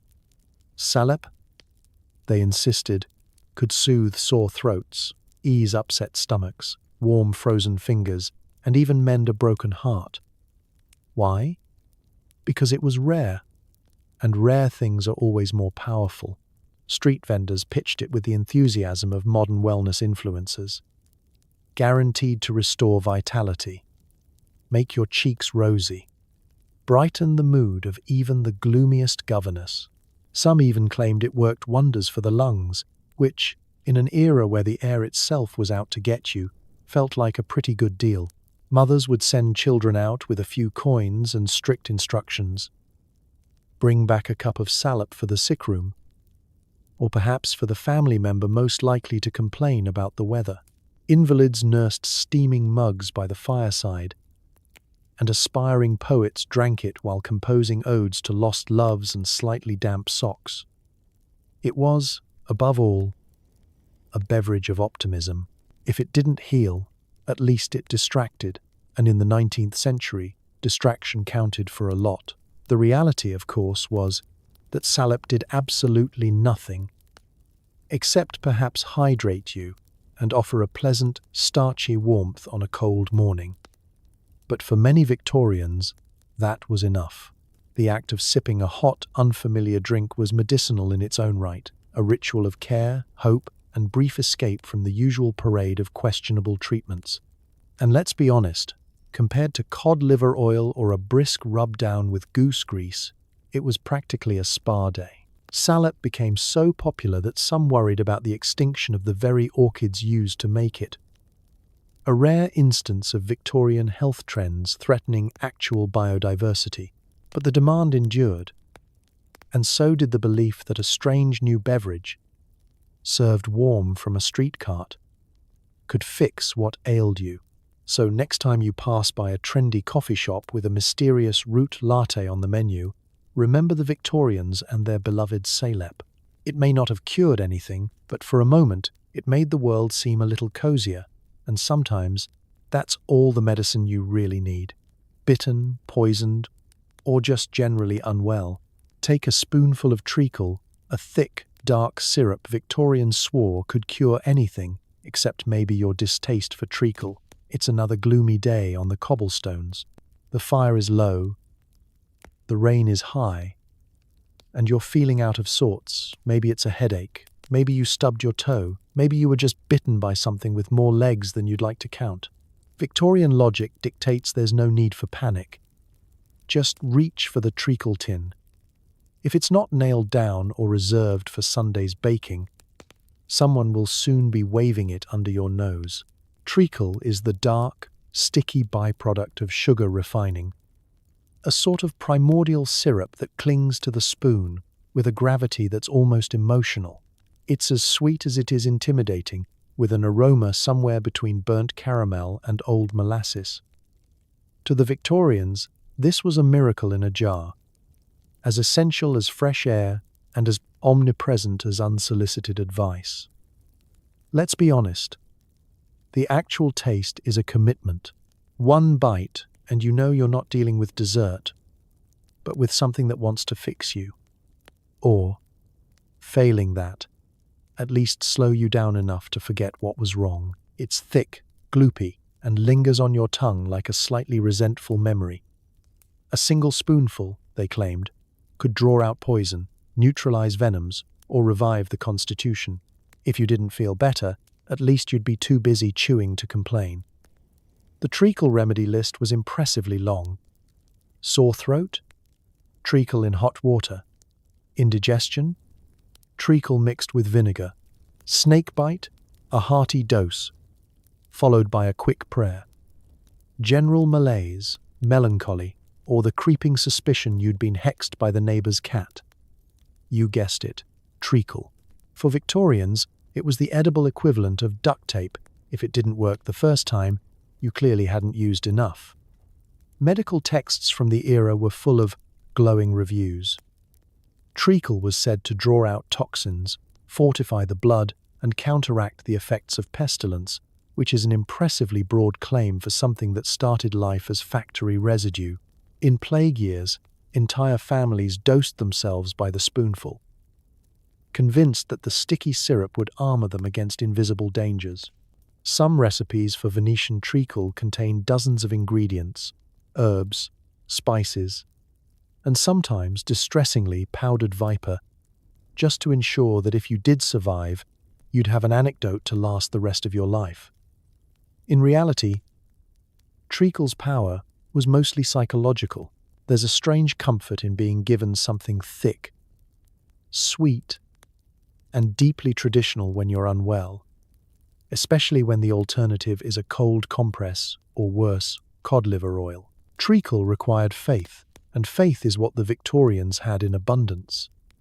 Parents handed out treacle for tantrums, teachers kept it in classrooms for fainting spells, and doctors prescribed it for complaints that ranged from a touch of the vapors to too much dancing at the assembly. Children, of course, had mixed feelings. Some loved it, eyes wide as their spoon clinked against the glass. Others learned to dread the telltale stickiness that meant their ailments, real or imagined, would soon be drowned in molasses. Adults pretended to take it seriously, but mostly they just relished the rare opportunity to eat something resembling dessert in the name of health. As for the modern world, treacle's glory has faded, but it lives on in puddings and nostalgic recipes, and in the collective memory of anyone whose ancestors believed that universal antidote could come in a tin. So next time you're feeling a bit off, Give a nod to the Victorians. Take a spoonful of something sweet. Believe it'll help. And know that sometimes hope is the best medicine of all, even if it's just stuck to the roof of your mouth. Nothing says healing like juicing a root vegetable and telling yourself it's medicine. Victorians drank raw turnip juice for coughs, colds, and the opportunity to regret all their choices. It's a grey, drippy morning in Victorian England, and you've woken up with a cough that rattles the windows and a throat that feels like you gargled with sand. Your mother has already sent word to the kitchen. No need for a doctor yet. Not when you have vegetables and the unshakable faith that misery builds character.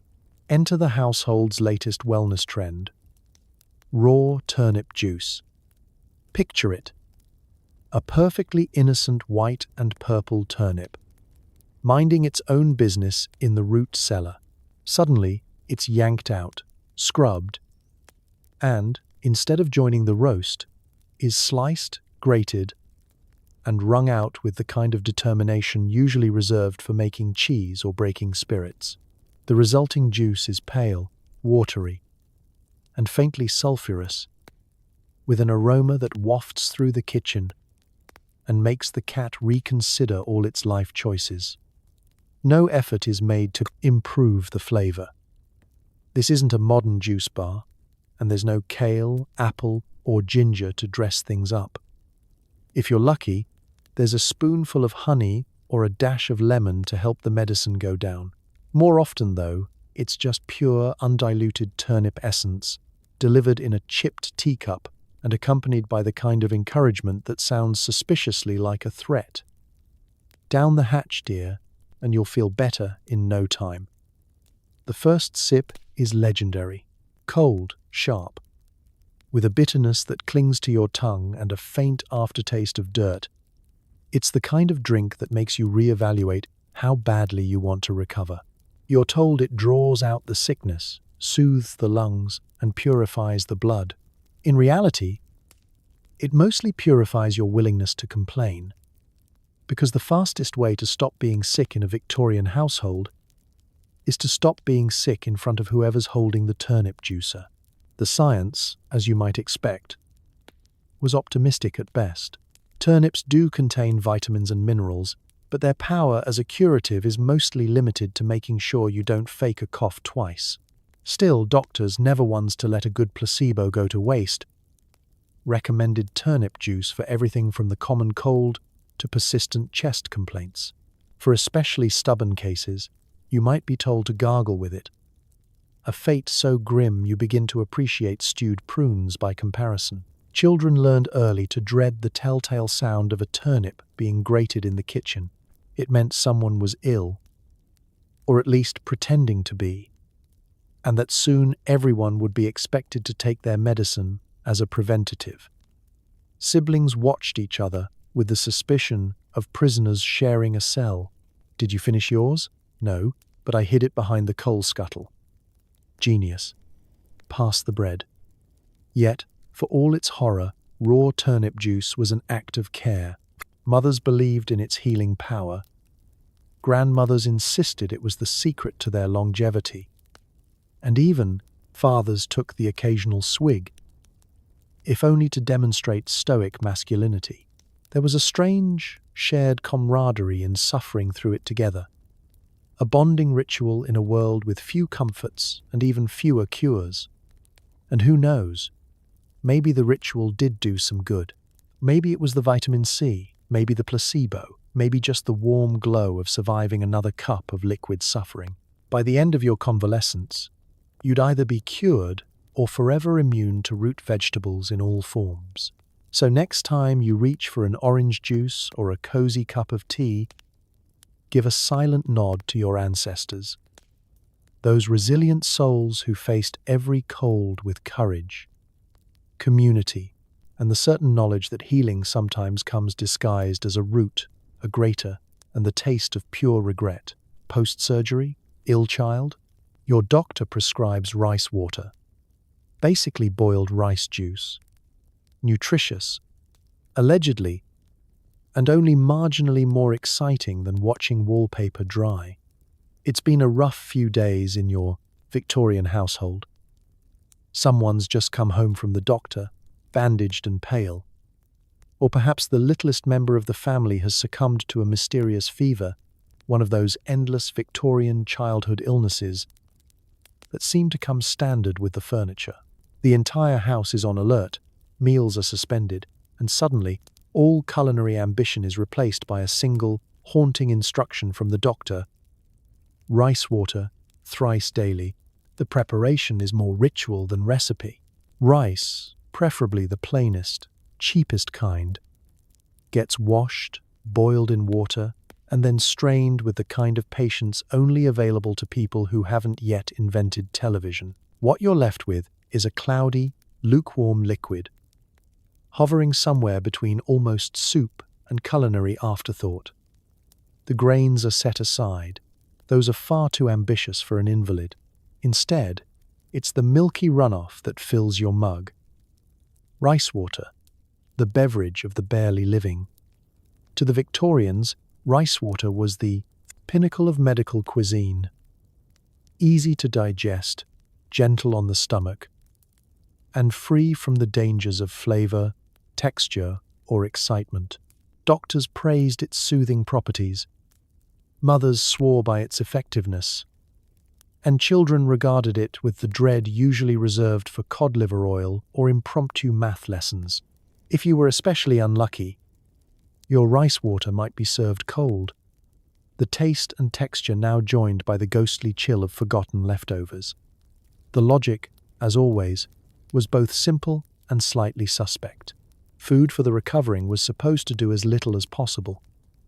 Rest the stomach, support the constitution, and above all, not cause a fuss. Rice water checked every box. It could be sipped by the spoonful, poured over a lump of bread, or, if your spirits flagged, spiked with a whisper of sugar, which everyone pretended was for medicinal purposes, and not just to mask the flavor of disappointment. The experience? Imagine drinking a cup of hope diluted with a gallon of resignation. The taste is faintly starchy, with a texture that hovers between barely there and should I chew this? It's the color of bathwater left over from washing a sack of potatoes, and just as inspiring. Every sip is a gentle reminder that you are, in fact, still alive. And that's probably enough for now. Rice water became the universal prescription for everything from post-surgical recovery to childhood diarrhea. If you were too sick to eat, you got rice water. If you were recovering from a stomach bug, you got more rice water. If you simply looked sad at breakfast, someone was already boiling the kettle. In the grand tradition of Victorian medicine, the worse you felt, the more rice water you were served. Until you began to suspect that your recovery was being measured not by your pulse, but by your willingness to drink another mug of starchy cloud. Some families tried to dress it up, adding a twist of lemon, a pinch of cinnamon, or a careful swirl of honey. But most stuck to tradition. Plain is best, the doctor insisted, as though flavor itself might interfere with the healing process. Meanwhile, the patient dreamed of stews, cakes, or anything with an actual personality. Of course, there was a kind of comfort in the ritual. Rice water was gentle, undemanding, and accompanied by the reassuring clatter of spoons and the quiet presence of family. You sipped, you napped, you waited for real food to return, and when, at last, your appetite returned and you were offered something solid, you knew you'd survived not just your illness, but the cure as well.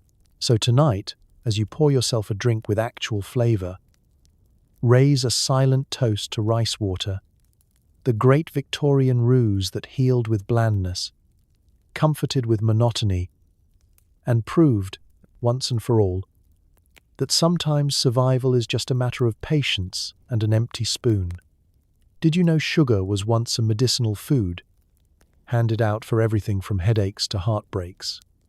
It's not that different from now, except the dentist's bills were higher, and so were the stakes.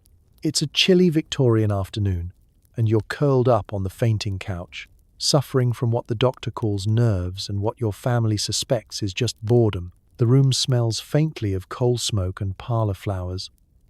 But today there's a whiff of excitement. Someone's opened the sweet tin. With great ceremony, your mother presents you with a few sugar plums, dazzlingly pastel, dusted in a fine white snow of sweetness.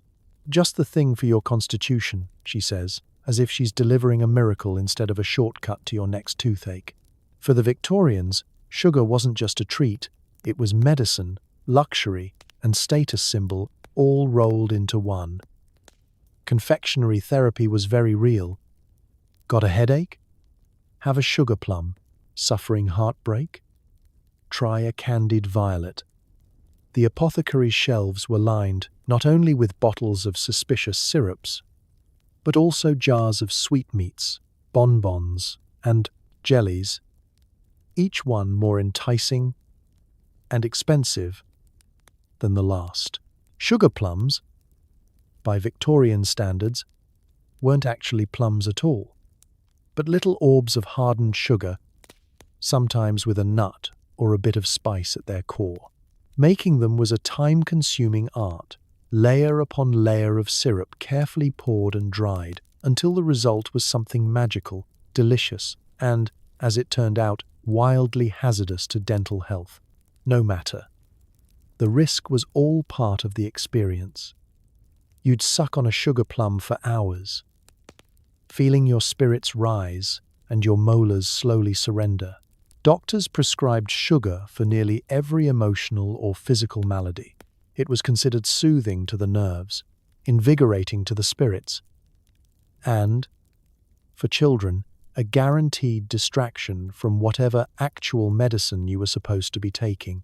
Even heartbreak, often diagnosed as melancholia or hysteria, was met with a recommendation to take more sweets, preferably with tea and a supportive audience. The message was clear: if life hurts, eat sugar and hope for the best. Of course, there was a darker side. Sugar was expensive, and being offered a candied fruit or a liqueur bonbon was a sign of both love and wealth. The poor made do with sugar syrup on bread, while the wealthy indulged in elaborate desserts shaped like swans, castles, or even, for the truly fortunate, actual fruit. Every bite was a tiny celebration of survival, a brief moment of sweetness in a world that ran mostly on salt, starch, and stern advice. But there was a price for all this confectionery comfort. Victorian dentists were a grim, necessary evil, lurking in chilly back rooms with tools that looked better suited to carpentry than medicine. Cavities were common, and a sore tooth could quickly spiral into a family crisis, followed, ironically, by a recommendation to suck on a licorice stick to take the edge off. You learned to savor your sugar plums while you could, knowing that the bill and the pain would come due. Despite the risks, sugar held a place of honor in the Victorian sickroom and social scene. It brightened the dullest day, soothed the sourest mood, and, for a brief shining moment, made you forget your worries until your next trip to the dentist or your next fit of melancholy. So tonight, if you find comfort in a late-night sweet, know you're in good company. The Victorians understood the power of sugar, both to heal and to harm. In the end, maybe that's all any medicine really is. A moment of sweetness, a little risk, and the hope that tomorrow will be just a bit brighter, and that your dentist never finds out, worried about catching the next plague, or just tired of looking pale in the gaslight. Victorians believed a squeeze of lemon juice with a dash of cayenne could purify the blood and boost immunity. You might feel the burn, but at least you can pretend your suffering is medicinal. It's a brisk morning in Victorian England, and the world outside your window is a study in grey. Grey fog, grey streets, grey faces. The city is full of coughs, sneezes, and people reading alarming articles about blood impurity in the newspaper. Your mother, always vigilant for the next health fad, is squeezing lemons with the determination of someone who knows citrus is expensive and status-enhancing. In the kitchen, a little bowl of fiery red cayenne pepper sits ominously on the table. Together, these ingredients are about to become your new health regimen, whether you like it or not. The prescription comes straight from your family's collection of home remedy books, sandwiched between instructions for goose grease rubs and walking briskly in circles. A squeeze of lemon, a generous sprinkle of cayenne, and a splash of hot water. Sometimes honey is added, if your mother is feeling kind, or if your last report card wasn't too disappointing. The mixture is poured into a delicate teacup and brought to your bedside, steaming and suspiciously bright in a world built on shades of beige. You stare at the potion, aware that its cheerful yellow glow and peppery flecks make it look far more exciting than it tastes. The first sip is a shock. Tart, electric, nose, tingling, with a slow, creeping burn that works its way from your lips to the back of your throat. Your eyes water. Your tongue protests. It's working, your mother beams. You can feel it purifying your blood. You are more convinced it's just purifying your will to live. Victorian logic was beautifully optimistic. If it hurts, it must be helping. Lemon juice brought the exotic promise of distant lands, the threat of scurvy banished with every mouth-puckering swallow. Cayenne pepper, meanwhile, was considered nature's little fire starter. It was said to stimulate the system, drive out impurities, and guard against chills. The more you coughed, sneezed, or broke out in a cold sweat, the more certain everyone was that you'd soon be the healthiest person on the block. Doctors sometimes prescribed this concoction for everything from faintness to general debility, a catch-all diagnosis that covered everything from actual illness to the existential dread of winter. Housewives swore by it, promising it could brighten the complexion and liven the spirits. Children, on the other hand, became experts in creative avoidance, hiding cups behind curtains, pouring doses into potted plants, or bribing the family dog for assistance. It wasn't all suffering, though. There was something comforting about the ritual, the clatter of spoons, the bright scent of lemon cutting through the usual fog of boiled cabbage and coal dust, the unspoken belief that somewhere in this glass, healing might be found, and in truth, there was a little science behind it. Vitamin C from the lemon, a bit of circulation, boosting capsaicin from the cayenne, and most importantly, the placebo power of being cared for. For those who endured, the benefits were celebrated. "You look so much better," relatives would say, admiring your watery eyes and flushed cheeks. "Your blood is surely pure now." Of course, the true reward was often relief. The knowledge that your morning glass of pain and punishment was over for the day, and that you'd survived another round of Victorian medicine with all your extremities intact. So tonight, as you sip your sleepy time tea or add a twist of lemon to your water, remember your ancestors, brave souls who fought off the scurvy, the plague, and the general greyness of life with nothing but citrus, pepper, and an unwavering faith in the power of suffering for health. May your own remedies be gentler, your days brighter, and your immunity only tested by things that actually taste good. Have you lost your appetite? Good news, because breakfast is a mushy heap of bran mash, recommended by Victorian doctors for digestive woes, melancholy, or just because your cook was out of ideas. Nothing gets the bowels moving like a meal that tastes like yesterday's newspaper. It's a bleak Victorian dawn.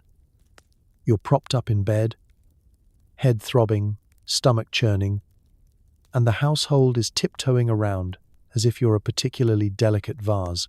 The doctor, all whiskers and self-importance, prescribes his favorite miracle, bran mash.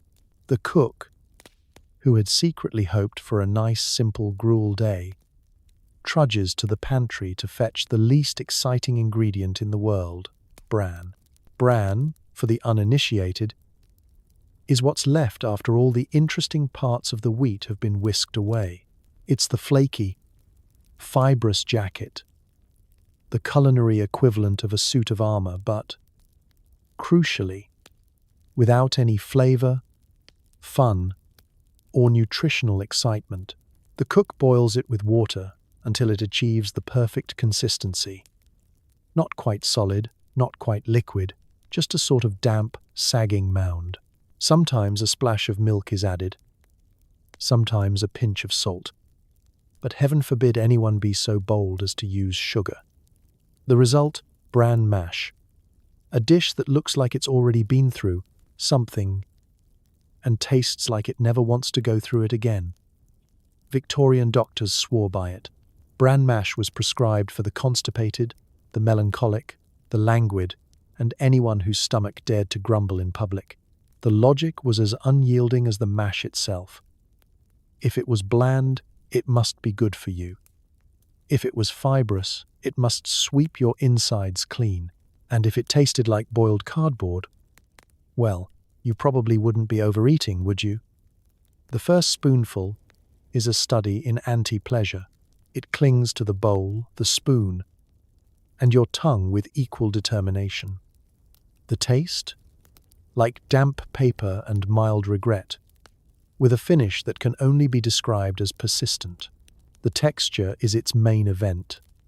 Soft yet gritty, managing to dry out your mouth while somehow making it wetter. Your appetite, already wounded, waves a tiny white flag, but your mother hovers nearby, insisting, "It's for your health, darling." She says this in the tone of someone who's never actually tasted the stuff herself. Still, bran mash did have one reliable effect. If you ate enough, things would, eventually, start moving.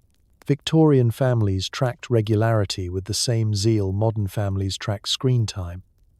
There was an almost competitive pride in how quickly the bran mash did its work. "He's looking brighter already," a relative would chirp, as you quietly wondered if it was possible to disappear into the bedsheets. For the melancholy, bran mash was supposed to lift the spirits through the power of routine and the digestive equivalent of a broom. If you weren't cheered by the flavor, which, let's face it, was impossible, you were supposed to be cheered by the thought that your internal workings were being swept clean and set in perfect order. Doctors would nod approvingly, and mothers would tell friends at tea, "He's eating bran mash again." Such a relief. There were, of course, variations for the truly desperate. A few mashed prunes for sweetness, a swirl of molasses, or even a sprinkle of dried fruit. But these were seen as scandalous indulgences, liable to bring down the whole fragile edifice of Victorian health. So tonight, as you reach for a modern breakfast with taste, texture, and hope, spare a thought for your ancestors, bravely spooning down bowls of mush in pursuit of wellness, regularity, and the faint hope of something tastier tomorrow. Because in the end, nothing says getting better like a meal. You'd only eat if you were really, really sick. Forget the pharmacist, just raid the garden. Dandelion wine was sipped as a tonic for liver complaints and general malaise. Sweet, floral, and slightly questionable, it was the kind of home remedy that started as medicine and ended as a garden party with regrets. It's early spring in Victorian England. The city is still waking from winter, and the countryside has erupted in a riot of yellow dandelions, those cheerful weeds that refuse to die, no matter how hard your neighbors try. For most, dandelions are a nuisance. But for your household, they're a miracle crop, a wild-growing pharmacy, just waiting to be picked, brewed, and poured. The logic is simple, in that uniquely Victorian way. If nature puts something right under your nose, it must be there for a reason. So out you go, basket in hand, to gather the freshest dandelion heads before the bees beat you to them. This is a family affair. Children picking, parents sorting, and at least one neighbor peering suspiciously over the fence, wondering if this is just eccentricity or the start of a cult. Back in the kitchen, the adventure begins. Dandelion heads are soaked, sugar is measured, lemons are sliced, and everything is dumped into a great crock with enough boiling water to scald your hopes and dreams. There's an air of scientific excitement as yeast is stirred in. Just a pinch, not too much, warns your grandmother, who still remembers the year the living room carpet was lost to an overzealous batch.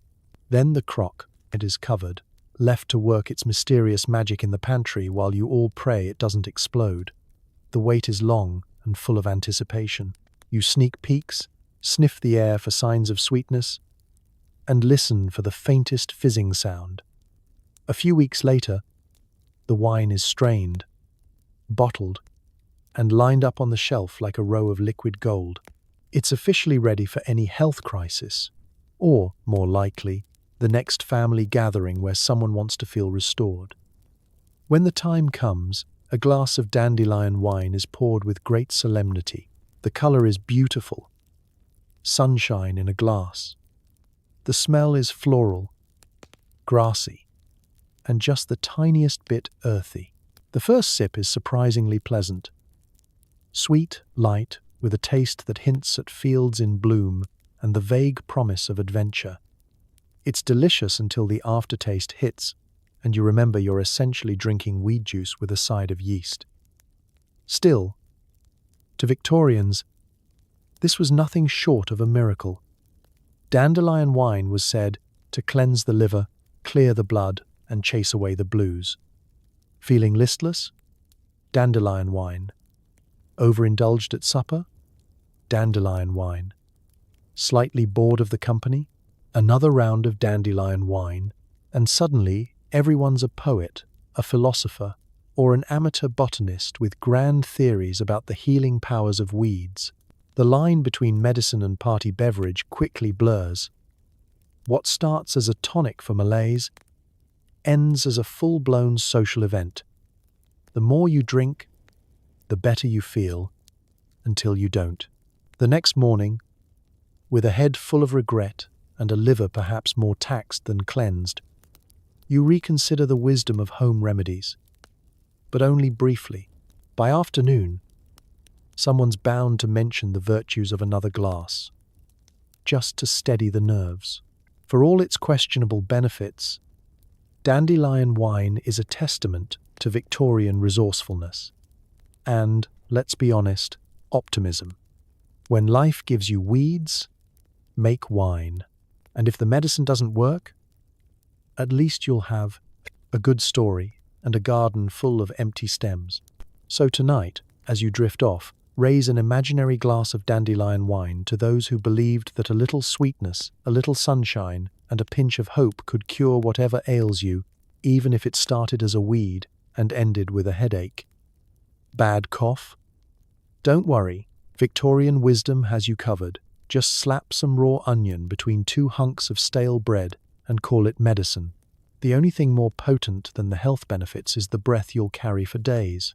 It's lunchtime in a Victorian home, and the kitchen is a battleground of competing aromas, coal smoke, cabbage, and now, a sharp, eye-watering burst of onion. You're hunched at the table, wrapped in 3 shawls and coughing like you've been mining for a decade. The family physician has come and gone, recommending fresh air, prayer, and a diet as natural as possible. Naturally, your mother interprets this as a sign to make her specialty, the raw onion sandwich.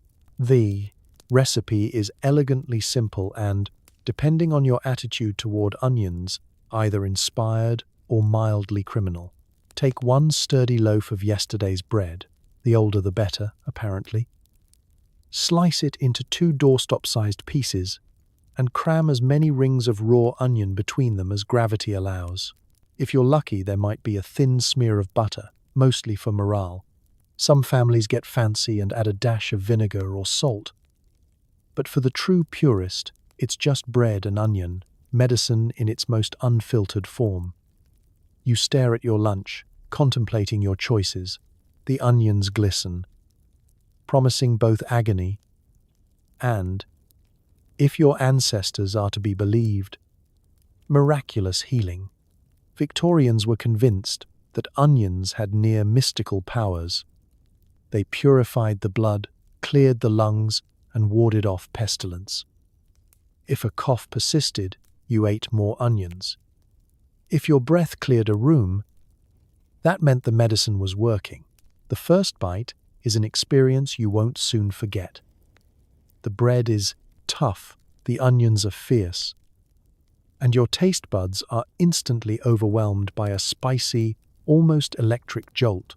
Your eyes water, your nose tingles, and for a brief moment, you forget all about your cough, mostly because you're too busy choking down another bite and wondering if you've lost the will to live or just the feeling in your tongue. Of course, the health benefits were largely anecdotal. Onions do have some antimicrobial properties, but Victorian claims were as much about faith as fact.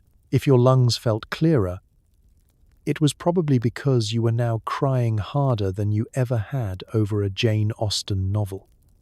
Still, there was a strange camaraderie in suffering through it together. Siblings made a game of who could finish their sandwich fastest. Parents promised extra treats to anyone who didn't make a face. Socially, the onion sandwich was complicated. Children learned early that bringing onion lunch to school was a gamble.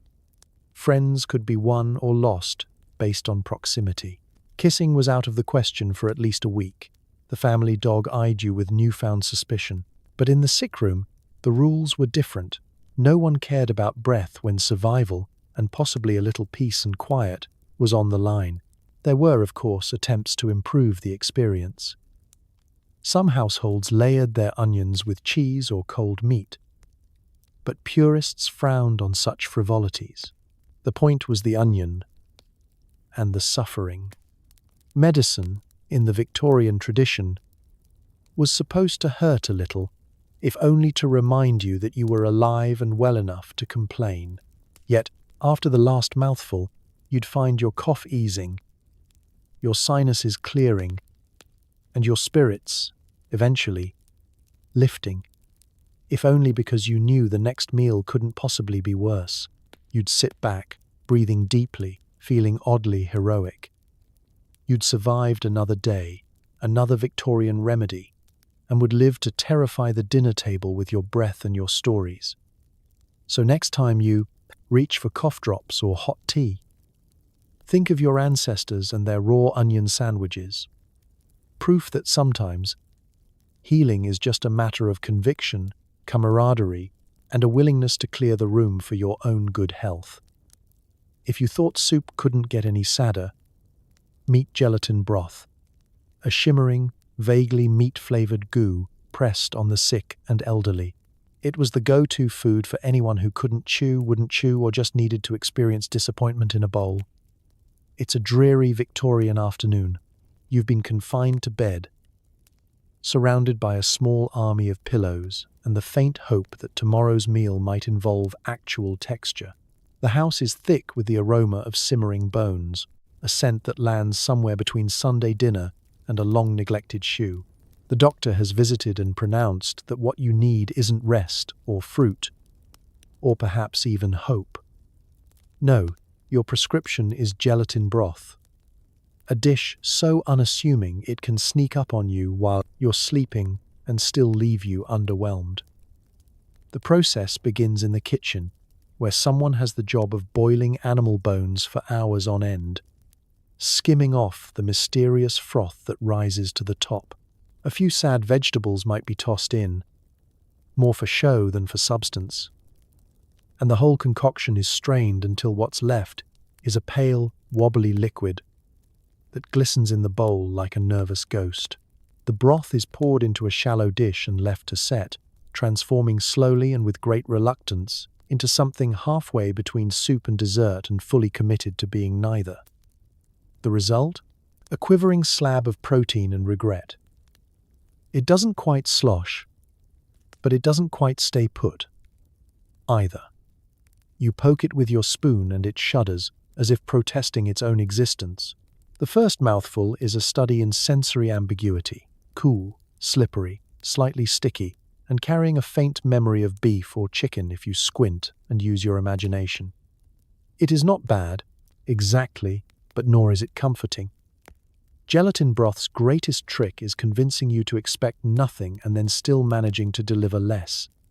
For Victorians, though, this was medicine at its finest. Gelatin was thought to be restorative, easy to digest, packed with nourishment, and gentle enough for the most fragile of constitutions. If you were recovering from surgery, dental work, or a bad case of ennui, gelatin broth was delivered to your bedside with the confidence of someone convinced they'd invented the fountain of youth. Invalids sipped it, spoon by spoon, each taste both reassuringly bland and quietly infuriating. Children, of course, saw right through it. You could try to jazz it up, add a sprinkle of parsley, maybe even a splash of sherry, but no amount of culinary camouflage could mask the essential truth. Gelatin broth was just meat-flavored gel. Oh, and nobody, anywhere, had ever asked for that. Elders would assure you that it builds you up, while quietly reaching for a biscuit to chase away the flavor. The broth wasn't just for the bedridden. Anyone who showed even the slightest hint of weakness, a cough, a limp, or an ill-timed yawn, risked finding a bowl of gelatinous broth at their place come mealtime. It was the universal fallback, the edible equivalent of wrapping someone in a scratchy blanket and telling them to count their blessings. Medical journals of the time waxed poetic about its curative power. But the real victory was psychological. A bowl of gelatin broth said, "You're unwell, but not so unwell as to deserve flavor." It was food as gentle scolding, nourishment as gentle trolling. So tonight, as you tuck yourself in, think of the countless Victorians who sipped and slurped their way to health with a wobble and a sigh. May your own recovery foods be warmer, tastier, and less committed to being both everywhere and nowhere at once. And if you ever find yourself staring down a bowl of wobbling, shimmering broth, remember, wellness comes in many forms, and sometimes it just wobbles. So tonight, as you drift off in the warm glow of your LED lamp, wrapped in clean sheets, with a fridge full of food that won't try to cure you or quietly kill you, maybe spare a thought for your Victorian ancestors, the ones who faced every ache, sniffle, or bout of mysterious malaise armed with nothing but beef tea, cod liver oil, and the eternal optimism that a new pudding might be the answer to tuberculosis. It's hard not to respect their stubborn hope, their willingness to try anything, however slimy, bitter, or suspiciously alcoholic, just to feel a little better. They didn't have ibuprofen, flu shots, or even much in the way of accurate medical advice, but they had cupboards stuffed with arrowroot biscuits, bedrooms that smelled like goose grease, and a family doctor who believed a glass of warm brandy could solve absolutely everything. In the face of suffering, they just doubled down on the desserts. Sure, it was a little misguided. Sometimes it was a lot misguided, but there's something beautifully human about the whole endeavor, the endless faith that wellness could be boiled, baked, or poured into a glass and served before bedtime. So, as you sink into your mattress, free of prunes, plasters, and mandatory suet pudding, take a moment to thank the universe for modern medicine, clean water, and a world where prescribed sugar plums are just a holiday treat, not a health strategy. Because history may be baffling, gross, and frequently hilarious, but it's also proof that people will always try, hope, and yes, eat their way out of a crisis, even if it means washing down a raw egg flip with a toast water chaser. Rest easy, knowing you don't have to. Good night.